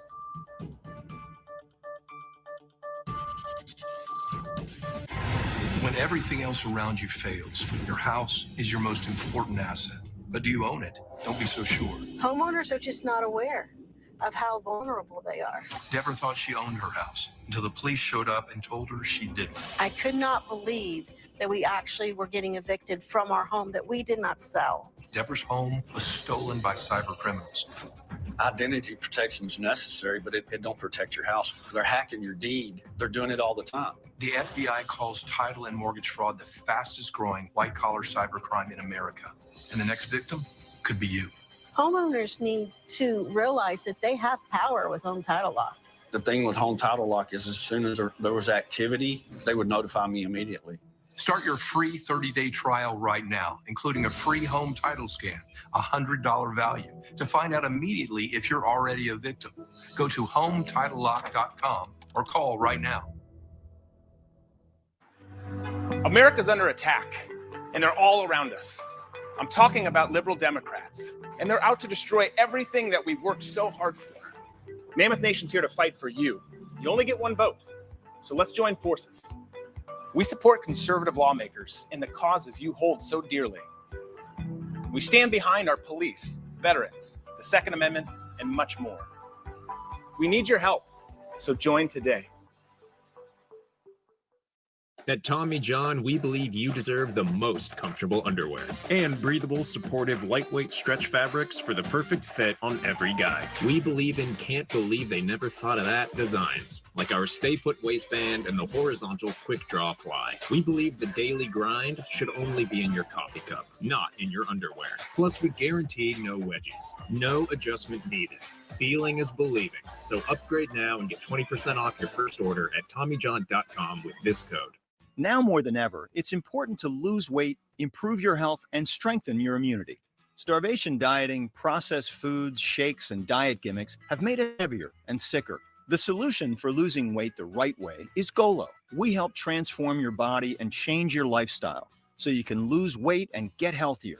Over 20,000 people of all ages and entire families switch to Golo every week because Golo works. Golo is a unique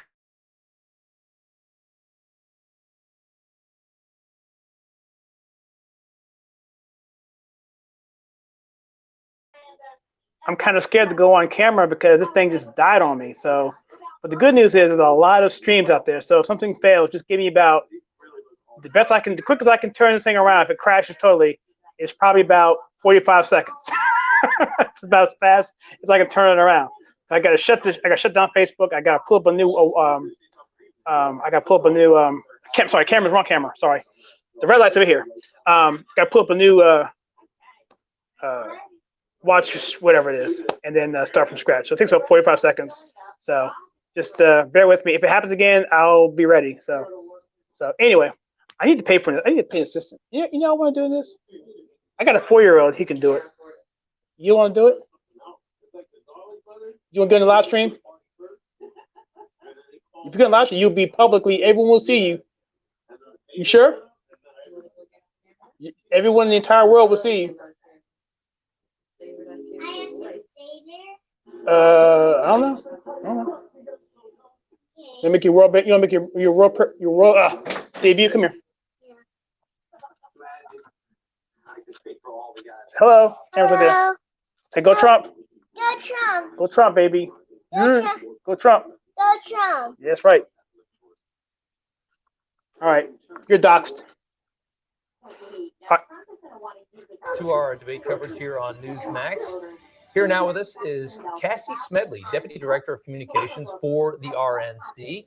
Great to have you on today. We appreciate it. Cassie, there's a lot of Republicans in a lot of races across the country that have a lot riding on this debate as well. How important is a big performance by the president?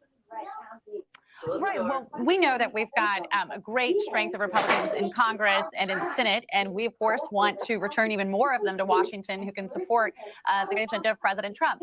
And that's why for us at the RNC, not only are we supporting President Trump on stage tonight, but we've got more than 700 watch parties around the country, many of them in key congressional districts and battleground states, to show the full importance and width, not only of our ground game operation, but importance to not only re-electing President Trump, but Republicans up and down the ballot. This agenda cannot happen if we do not have strong majorities in both chambers of Congress. Sure.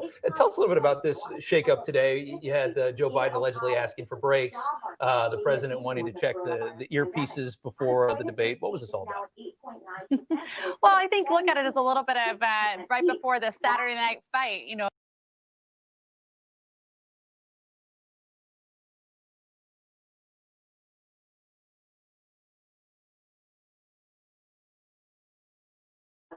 Hope we didn't die again.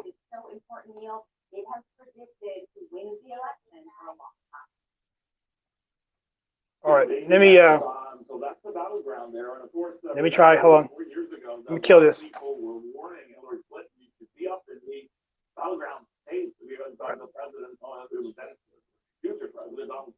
Was spending an enormous amount of time there. I remember distinctly Republicans saying, this thing locked up. There we go. It's back. It's back. All right, here we go. So we're monitoring this development here around 2 minutes away from the start of all of this. Just to give you sort of a scope of what's going on in that room. Those are 80 people, 70 to 80 we're told, but it looks like a lot more to me. They're properly socially distant. You see our Chris Wallace, of course, will be moderating this, going over the ground rules.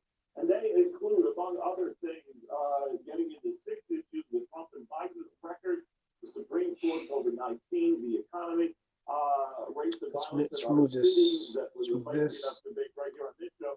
The integrity of the election itself, Dr. Joe Biden, you can see sitting down right there. This is the first time the two men have even personally met each other, I believe, since the 2017 Donald Trump inauguration. That was then, of course. It's a whole different world. The big thing tonight is, though, can Joe Biden go the full 90 minutes? You talked about how he wanted 2 breaks. Standing on stage for 90 minutes is hard. But the bottom line is for anybody, but it's particularly Biden, who hasn't been out on the trail, on the stump, to stand there for 90 minutes, be in the game, not have any of those gas stories, looking at his watch. He's sighing, that he looks engaged, is going to be critical to how he's evaluated. And remember, Donald Trump always looks energetic. He's got tons of energy. Yeah. And the contrast between he lives for this stuff and he's behind. He loves being behind. That's when he gets really into it. And the question will be which Joe Biden shows up. I mean, I've known him for 45 years. He's a nice man. He's an amiable man. man, but he is not a strong man.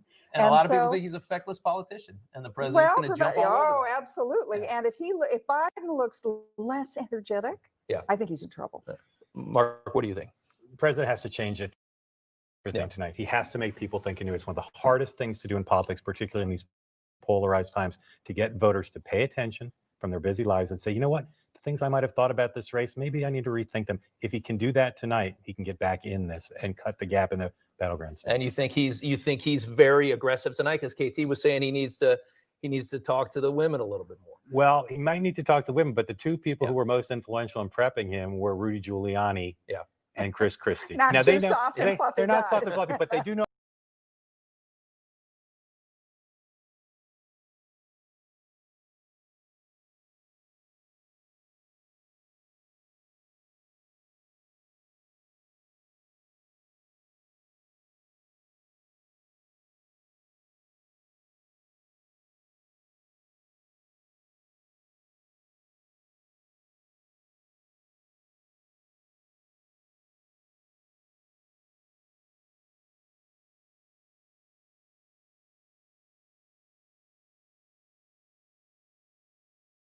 Trump for the first time in a long time.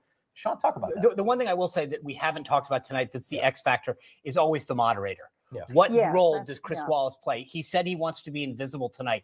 If he's invisible, that's great. If he injects himself, and we've seen this in the past with debates where the moderator steps in it and becomes part of the story, I think that benefits President Trump. So Right. if the moderator, if Chris Wallace injects himself or appears to come across as attacking President Trump or putting his weight on the scale, that's going to be a problem for the Biden campaign, because right now there's been this issue about whether or not Biden can handle the tough questions that Trump has had to face. So I think the X factor right now is the moderator. He cannot look at Donald Trump and say, "You've just killed 200,000 people. Tell me about that." And then look at Joe Biden and says, "What's your Do you want a favorite nap? flavor of ice cream?" There's one candidate on the stage who's taken the best Chris Wallace has to offer this year already. Yeah. That's the Donald president. Trump. Yeah. He's used to that speed. And they ask Joe Biden every week, and he doesn't do the let's interviews. Let's see how he does. And I mean, it's going to be very interesting. He's not going to have a teleprompter. He's not going to have a lot of the gifts. But we have to look and see if he's got somebody talking Biden into has his Biden ear. has taken multiple positions on the same issue over and over again, from fracking to taxes. Yeah. If president can challenge him on his record and on his flip-flopping and on his lying, then he's going to come out better, because but Biden doesn't have the record that Trump does. And you can tell it drives the president nuts listening to Joe Biden talk about how he's going to do all of these things and change all of these things. As if he's a You've been first-time there candidate, forever. right. And he said the same thing to Hillary Clinton in 2016 at the debate, and it was a good smack. Watch the president. He will listen close to Chris Wallace's questions to Joe Biden. He'll listen to Biden's answers, and then he's going to try to double team. He's going to try to leverage Wallace's questions if Biden doesn't answer them. Watch him follow up. Sean, final thoughts. Again, I think how they come out of the gate is huge. I mentioned the stamina question. That's important at the end, but most people are going to pay attention to the first few minutes of this, maybe the first 30 minutes. How they come across initially is going to put the impression in people's mind on what Mark said and what KT said. How do I feel like he's the right guy to add up to renew for another 4 years, or do I want to give this guy Biden a chance to start anew? How he starts is going to matter. And KT, is the first debate the most important in your No, opinion? I think the last debate. You think the last debate is the Trump most shown that in I used to brief him before the debates that he had with Hillary Clinton. He doesn't like to study. He says, and you know this, he'll say, "I want to be fresh." I think the problem with debates is everybody's stale. They practice One too point much. that's He interesting, wants we to be saw this fresh. in 2012 when Romney ran, which is Well, Romney won the and we're first gonna- debate. The biggest problem is that most people had already made up their mind, Got and it. that's the difference. Let's turn it over to Chris Wallace from Fox News. And here is the presidential debate. Well, okay, we're going to hang on 1 second. He's just getting situated here. Have the candidates walked out yet? We got this close shot of Chris from his teleprompter. Let's see if they flip this thing around here. Mark, as we keep watching. Oh, okay, there's Chris Wallace. Let's go ahead and go ahead. Reserve University and the Cleveland Clinic. I'm Chris Wallace of Fox News, and I welcome you to 2020 presidential debates between President Donald J. Trump and former Vice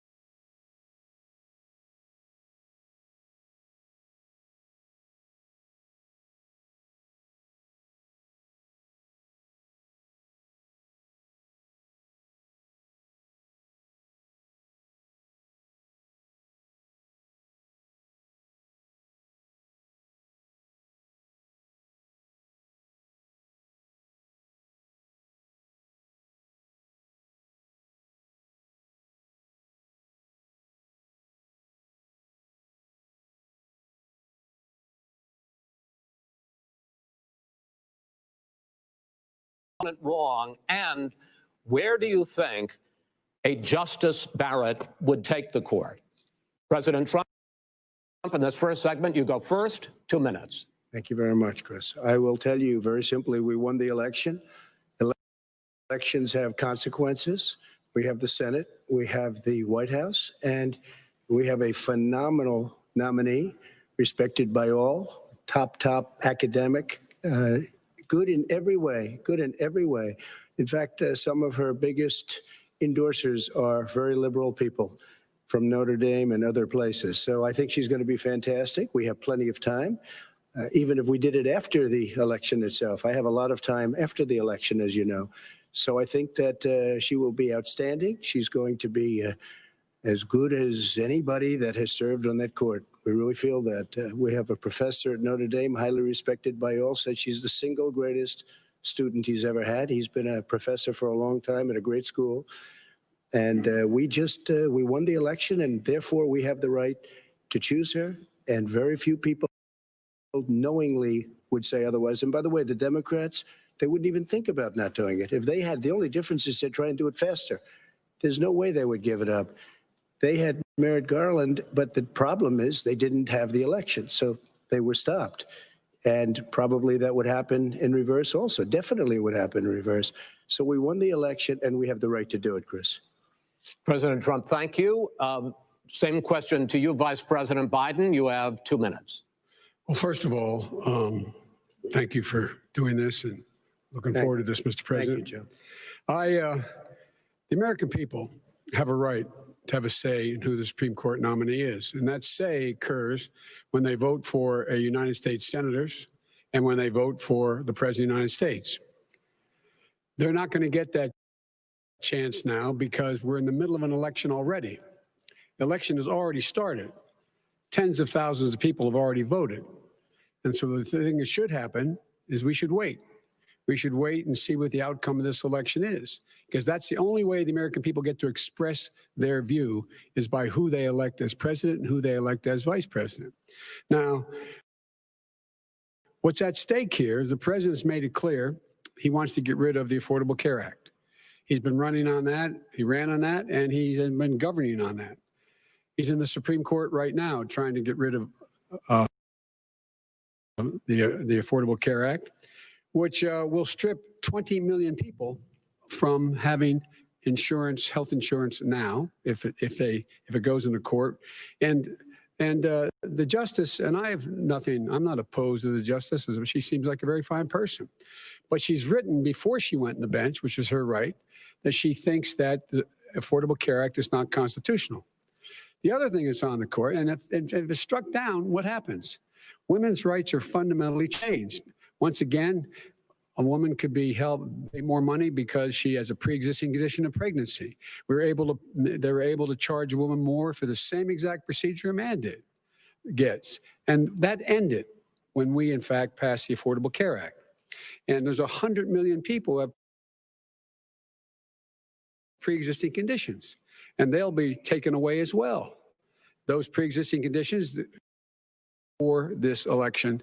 If he wins the election and the Senate is Democrat or Republican, then he goes forward. If not, we should wait until February. All right. There aren't 100 million people with pre-existing conditions. As far as the say is concerned, the people already had their say.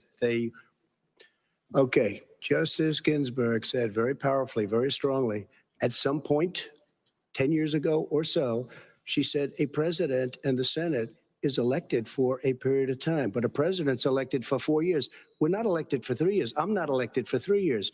So we have the Senate, we have a president. He's elected to the next during election. that period of time, we have an opening. I'm not elected for 3 years. I'm elected for 4 years. And the 100 million people, Joe, the 100 million people is totally wrong. I don't know where you got that number. The bigger problem that you have is that you're going to extinguish 180 million people with their private health care that they're very That's happy simply with. not true. Well, you're certainly going to socialist. You're going to socialist medicine. We're now into, gentlemen, we're now into open discussion. Open discussion. Open discussion. Yes, I agree. Go ahead, Vice President. Number one, he knows that what I proposed. What I proposed is that we expand Obamacare and we increase it. We do not wipe any. And one of the big debates we had with 23 of my colleagues trying to win the nomination that I won, were saying that Biden wanted to allow people to have private insurance still. They can.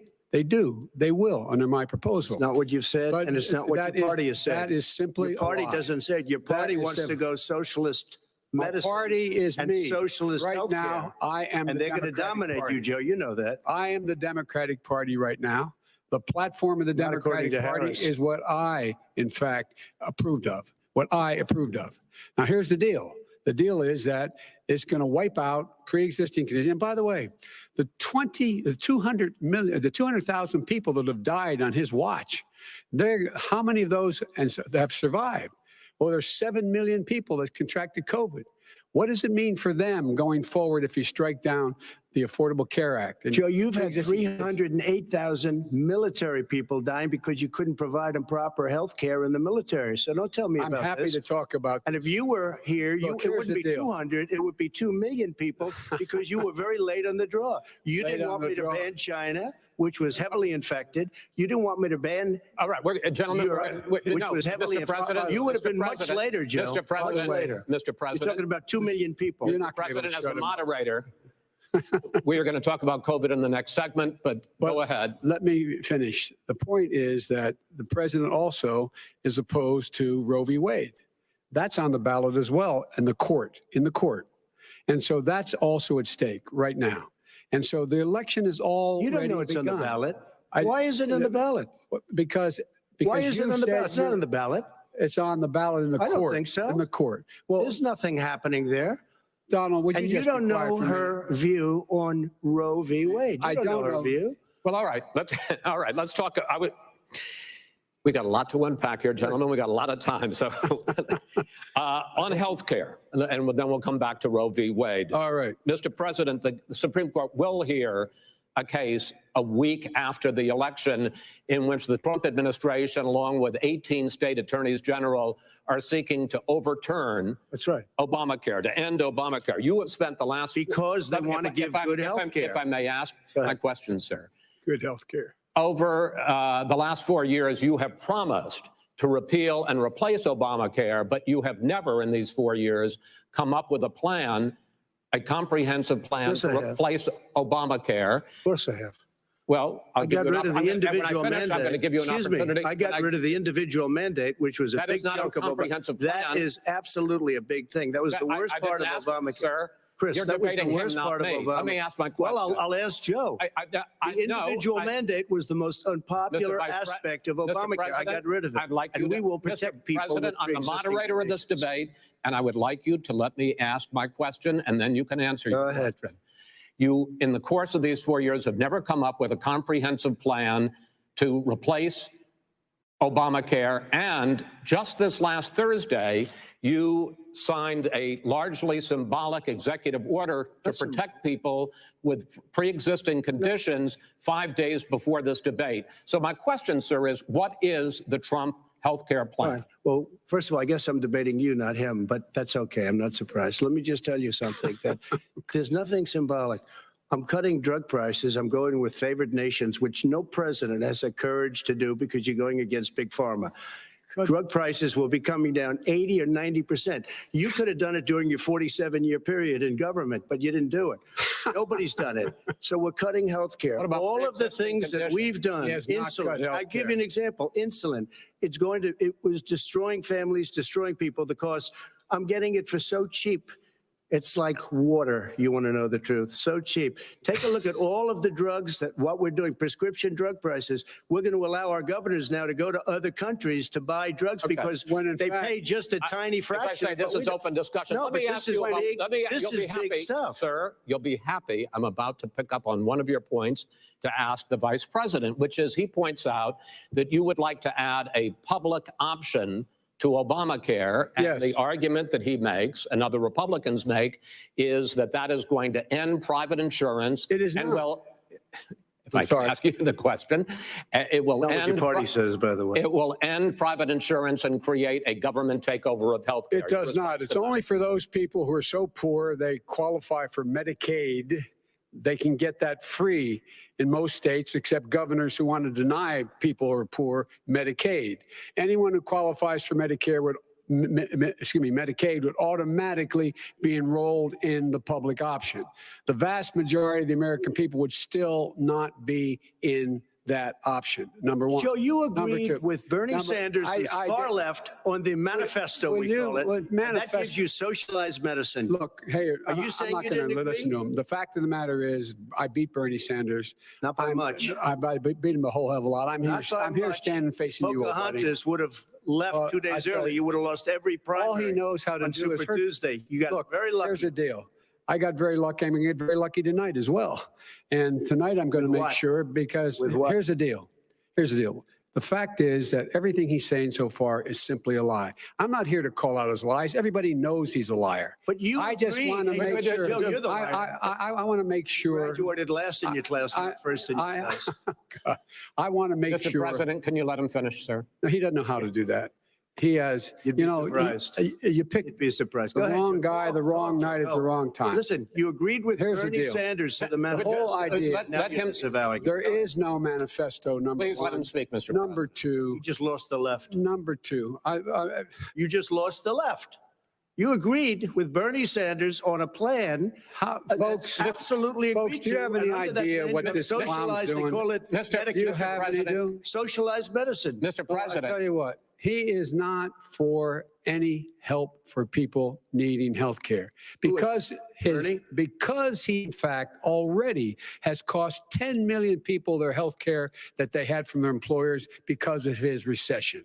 Number one. Number two, there are 20 million people getting health care through Obamacare now that he wants to take it away.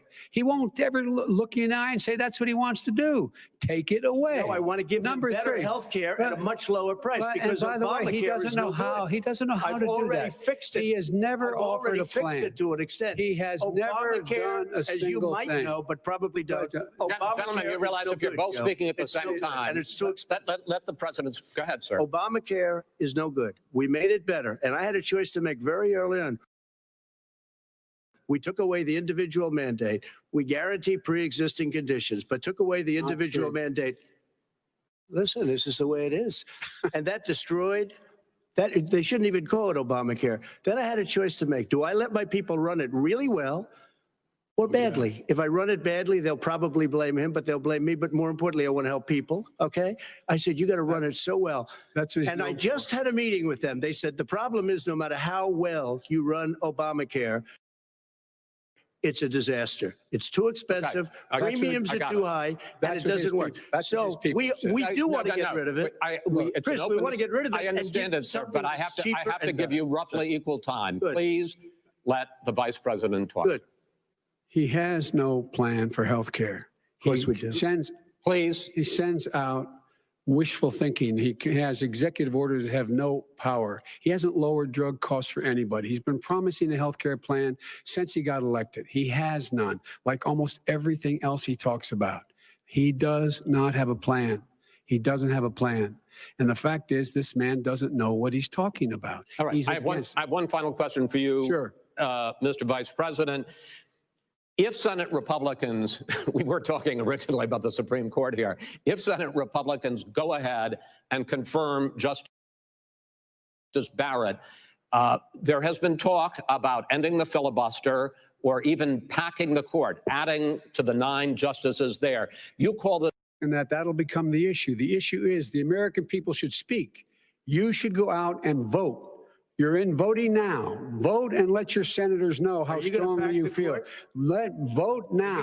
Make sure you, in fact, let people know you're a senator. I'm not going to answer the question Why would you answer that because question? the question is the radical left. Will you shut up, man? Listen, who is on your list, Joe? Who's on your list? Right. Gentlemen, I think this is so unprecedented. We have ended this segment. We're going to move on to the second segment. That was really a productive segment, wasn't it? Keep yapping, man. The people understand, Joe. They 47 years you've done nothing. They understand. All right. The second subject is COVID-19, which is an awfully serious subject. So let's try to be serious about it. We have had more than 7 million cases of coronavirus in the United States, and more than 200,000 people have died. Even after we produce a vaccine, experts say that it could be months or even years before we come back to anything approaching normal. My question for both of you is, based on what you have said and done so far and what you have said you would do starting in 2021, why should the American people trust you more than your opponent to deal with this public health crisis going forward? In this case, the question goes to you first, sir. 2 minutes uninterrupted. Good luck. 200,000 dead. As you said, over 7 million infected in the United States. We, in fact, have 5%, 4% of the world's population, 20% of the deaths.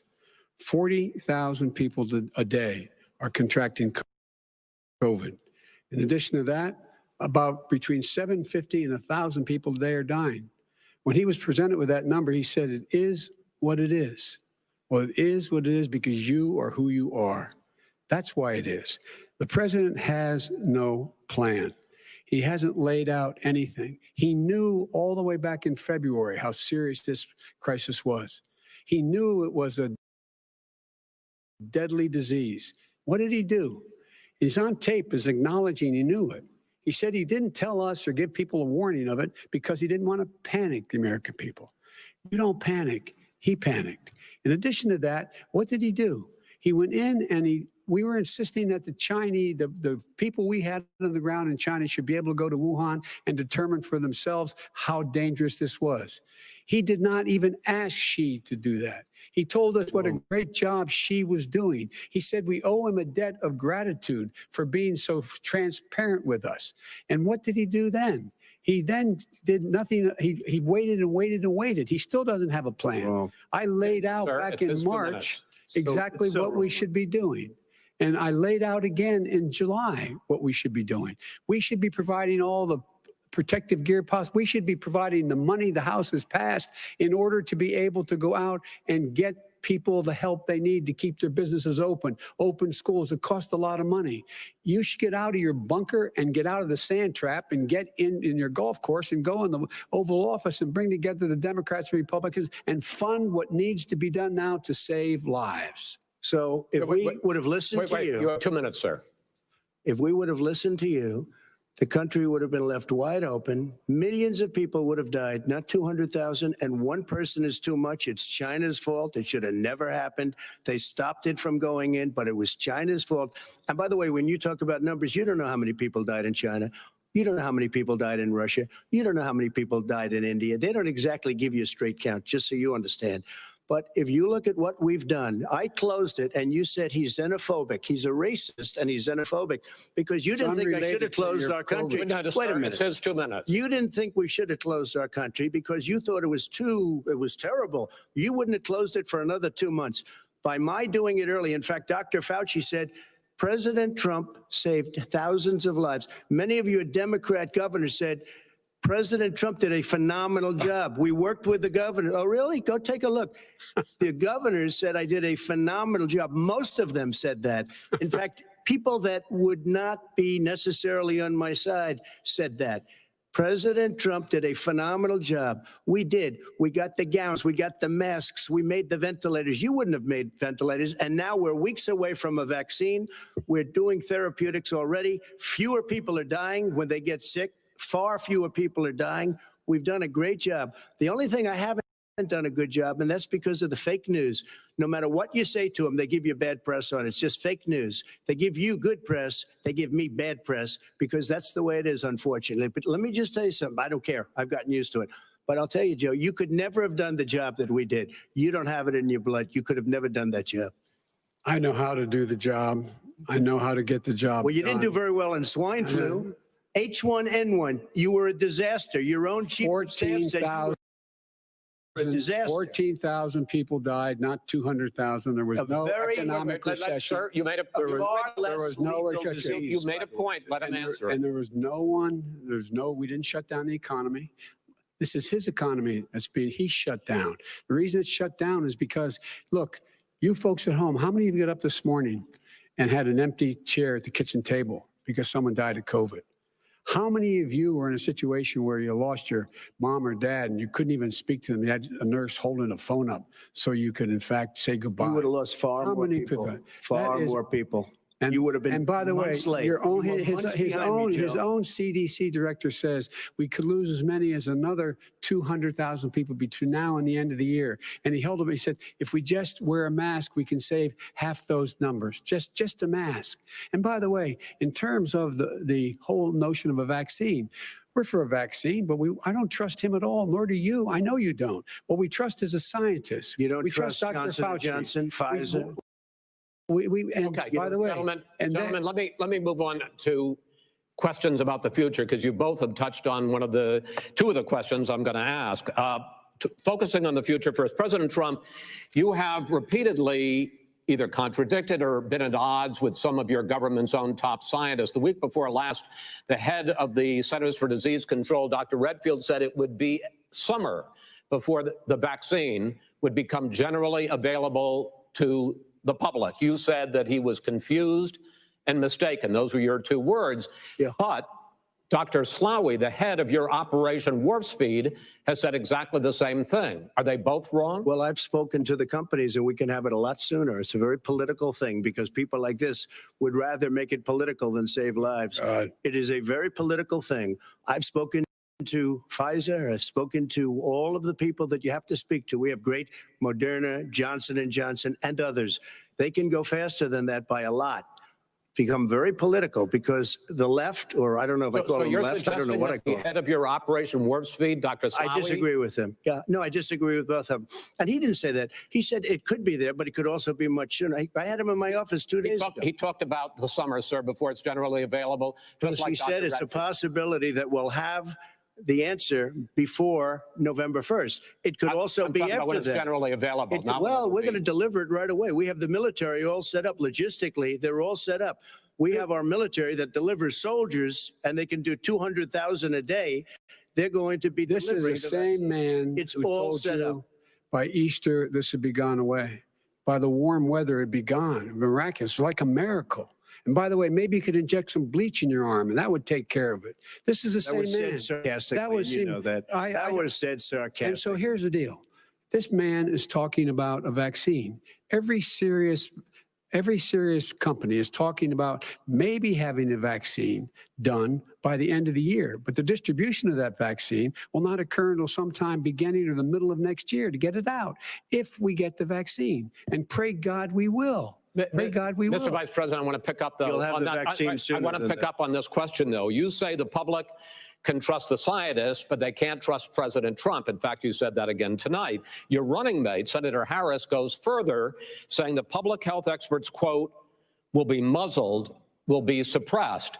Given the fact that polls already show that people are concerned about the vaccine and are reluctant to take it, are you and your running mate, Senator Harris, contributing to that fear? No more than the question you just asked him. You pointed out. He puts pressure and disagrees with his own scientists. But you're saying Everybody you can't, or knows. Senator And Harris is saying you no, can't trust the scientists. No, you can't trust the scientists. She didn't say that. You can't trust She said the public health Did say experts, that. quote, will be muzzled, will be suppressed. Well, that's what he's going to try to do. But there's millions of scientists. There's thousands of scientists out there, like here at this great hospital, that don't work for him. Their job doesn't depend on him. That's not, they're the people. And by the way, I spoke to the and scientists that are in charge. by the way, they will have the vaccine very soon. do you believe for a moment what he's telling you in light of all the lies he's told you about the whole issue relating to COVID? He still hasn't even acknowledged that he knew this was happening, knew how dangerous it was going to be back in February, and he didn't even tell you. He's on record as saying it. He panicked or he just looked at the stock market, one of the two, because guess what? A lot of people died and a lot more are going to die unless he gets a lot smarter, a lot quicker. So, Mr. President? Did you use the word smart? So you said you went to Delaware State, but you forgot the name of your college. You didn't go to Delaware State. You graduated either the lowest or almost the lowest in your class. Don't ever use the word smart with me. Don't ever use that word. Oh, give me a break. Because you know what? There's nothing smart about you, Joe. 47 years you've done nothing. Let's have this debate. And if you would have had, let me just tell you something, Joe. No, if you would have had the charge of what I was put through, I had to close the greatest economy in the history of our country. And by the way, now it's being built again. You see, and it's We're going to going get up to the fast. economy in the next segment, sir. Okay. It's going up fast. Okay. Look forward to talking. When it comes to how the virus has been handled so far, the two of you have taken very different approaches, and this is going to affect how the virus is handled going forward by whichever of you ends up becoming the next president. I want to quickly go through several of those. Reopenings. Vice President Biden, you have been much more reluctant than President Trump about reopening the economy and schools. Why, sir? Because he doesn't have a plan. If I were running, I know what the plan is. You've got to provide these businesses the ability to have the money to be able to reopen with the PPE as well as with the sanitation they need. You have to Tell provide that them to Nancy plastic. Pelosi. Well, he's just shush for a minute. Tell it to Nancy Pelosi and Schumer. By the Brian way, Chuck. Nancy Pelosi and Schumer, they have a plan. He won't even meet with them. The Republicans won't meet with the Senate. And he sits on his golf course. And well, I mean, literally, think about it. You probably play think more than about I do, Joe. What about this question of reopenings and the fact? Well, he wants to shut down this country, Oh. and I want to keep it open. And we did a great he thing just by admitted shutting he it shut down. it down. Wait a minute, Joe. Let me shut you down for a second, Joe, just for 1 second. He wants to shut down the country. We just went through it. We had to because we didn't know anything about the disease. Now we found that elderly people with heart problems and diabetes and different problems are very, very vulnerable. We learned a lot. Young children aren't. Even younger people aren't. We've learned a lot. But he wants to shut it down. More people will be hurt by continuing. If you look at Pennsylvania, if you look at certain states that have been shut down, they have Democrat governors all. One of the reasons they're shut down is because they want to keep it shut down until after the election on November 3rd. I want to move on to another because subject. it's a I want to move on to another subject. But those states are not doing well that are shut down right now. President Trump, you have begun to increasingly question the effectiveness of masks as a disease preventer. And in fact, recently you have cited the issue of waiters touching their masks and touching plates. Are you questioning I think the masks efficacy are of okay. You have masks? to understand, if you look, I mean, I have a mask right here. I put a mask on, when I think I need it. Tonight, as an example, everybody's had a test and you've had social distancing and all of the things that you have to, but I Just wear like your masks rally. when needed. When needed, I wear masks. Okay, let me ask. I don't wear masks like him. Every time you see him, he's got a mask. He could be speaking 200 feet away from it. He shows up with the biggest mask I've ever seen. I will say this. Vice President Biden, go ahead, sir. Look, the way to open businesses is give them the wherewithal to be able to open.